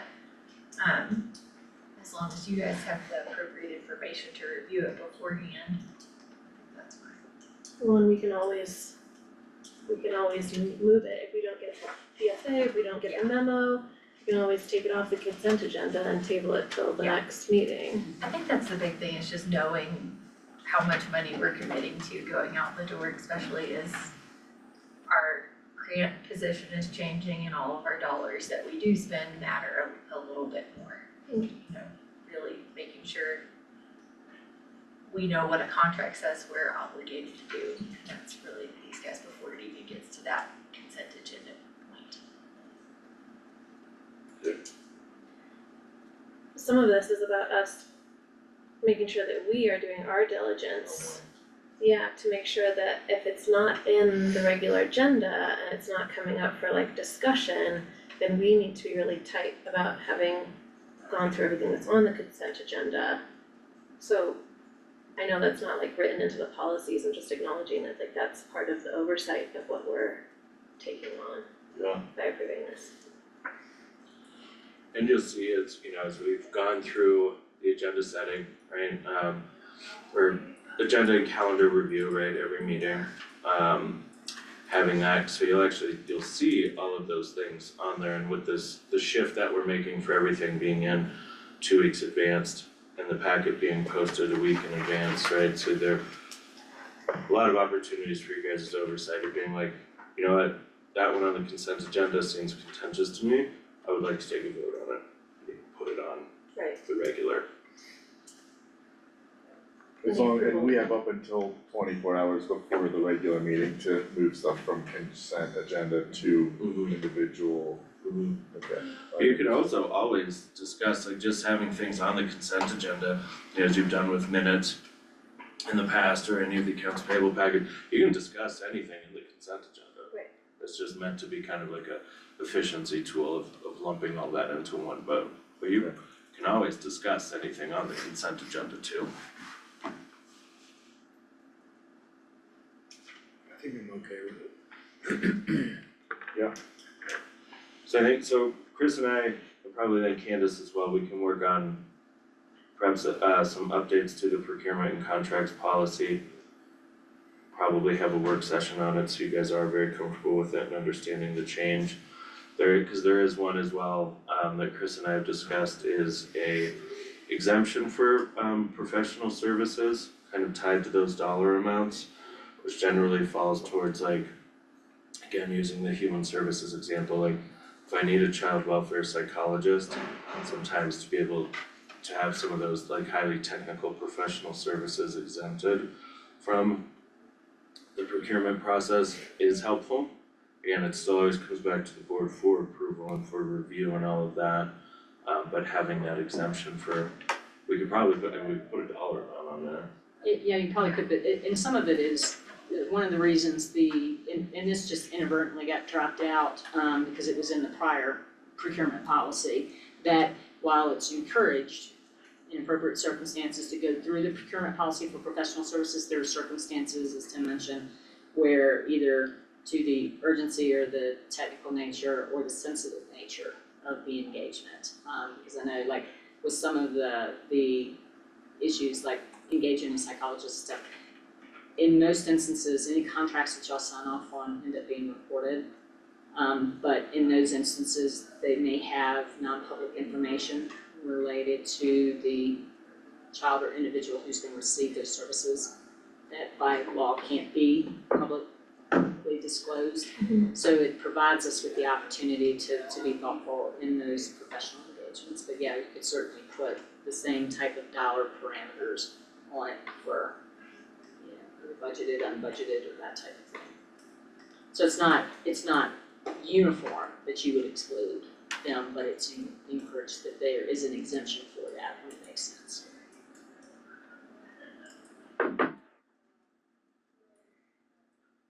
Yeah.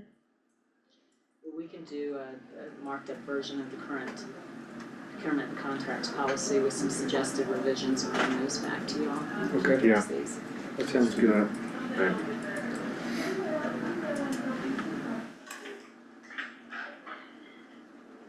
Alright, is that the desired guidance? Yes, Okay. I'm good. Candace, Lauren, anything else you did, Chris? No? Okay. Sorry, Yeah. go ahead. Okay, Oh, I have one more thing before we're done. Is that what you mean? Or sure, did yeah, something else? we still have the consent agenda. Okay, great, just double checking. Okay, so let's move on to the consent agenda. Do I read all these out or just give a yes or no, or You can, how's that traditionally handled? if any of the commissioners have any questions on the consent agenda, any feedback on minutes, a question about anything, now's the time to do that. Otherwise, you can, just approve it in one vote. Okay, I have no questions or comments about the consent agenda. Or do I? Nor do I. Okay, motion to approve the consent agenda. I move to approve the consent agenda. Alright, I'll second the motion. okay, let's vote on that. Aye. Aye. Aye. Alright, that consent agenda passes on unanimous vote. Alright, and does that bring to a conclusion or, oh, you had something else you wanted? Sorry, No, that's should've- okay, I you still have a minute, Okay, great, I'll be so fast. we're not late, you know? I should have given an update at the beginning, but last week we had the city county meeting with Lifetime about updated permits this year. And I think that, and it went really well, city and county were in lockstep. It went really well from the city and county's perspective. I'm sure that Lifetime, it will be difficult for them. but we're moving ahead and I think it's been requested that next month we have another meeting specifically about the permits, city and county, to discuss making sure that we're all still on the same page about it. So just an update on that, and I think that it's proposed for a day we have double work sessions, the 25th, yeah. Probably in the evening to Oh, yeah. coincide with the city For city council's council, meeting, but yeah. this will go over like what the permits are requesting, so you'll learn what they're requesting in city limits and they'll learn what's going on in county limits, but given the changes that both the city and county are requesting, I think it might make sense for us to do a joint meeting, just to continue our collaboration, but also that all parties are hearing the same thing at the same time. So city county work session on a unified front on Permitting. how we're approaching race series permits. It'll be basically our planning department and their planning department jointly presenting what the permits are entail. Okay. Before you actually formally vote on them, likely the next week. On March 25th. Sounds. Are you okay if I Big put day. that under community input? Oh, yes, please, thank you so much, Tracy. Try to be on time. That'll get on our calendars. Yeah. I didn't catch that. They usually 6 o'clock at 6, okay. No, cause remember, I was the one representing the county, along with Adam from TED, Melissa from the planning department, and Warren. Sounds like the next one, I think. How did they respond to our requests? It's hard to tell. It's a lot of big asks. I don't think that Tamara liked having to bring that to Lifetime. That's not gonna be easy for her, but we're still community moving wants- forward, yeah. Community wants to see some changes, so Yeah, beholden to what the community's asking for. I feel like personally, that's what I think. Alright, will that wrap it up?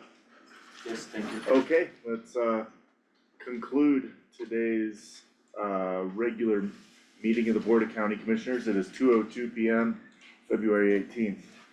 And that's it for today. Thank you. thank you, Alright, Chair. thank you, thanks everyone.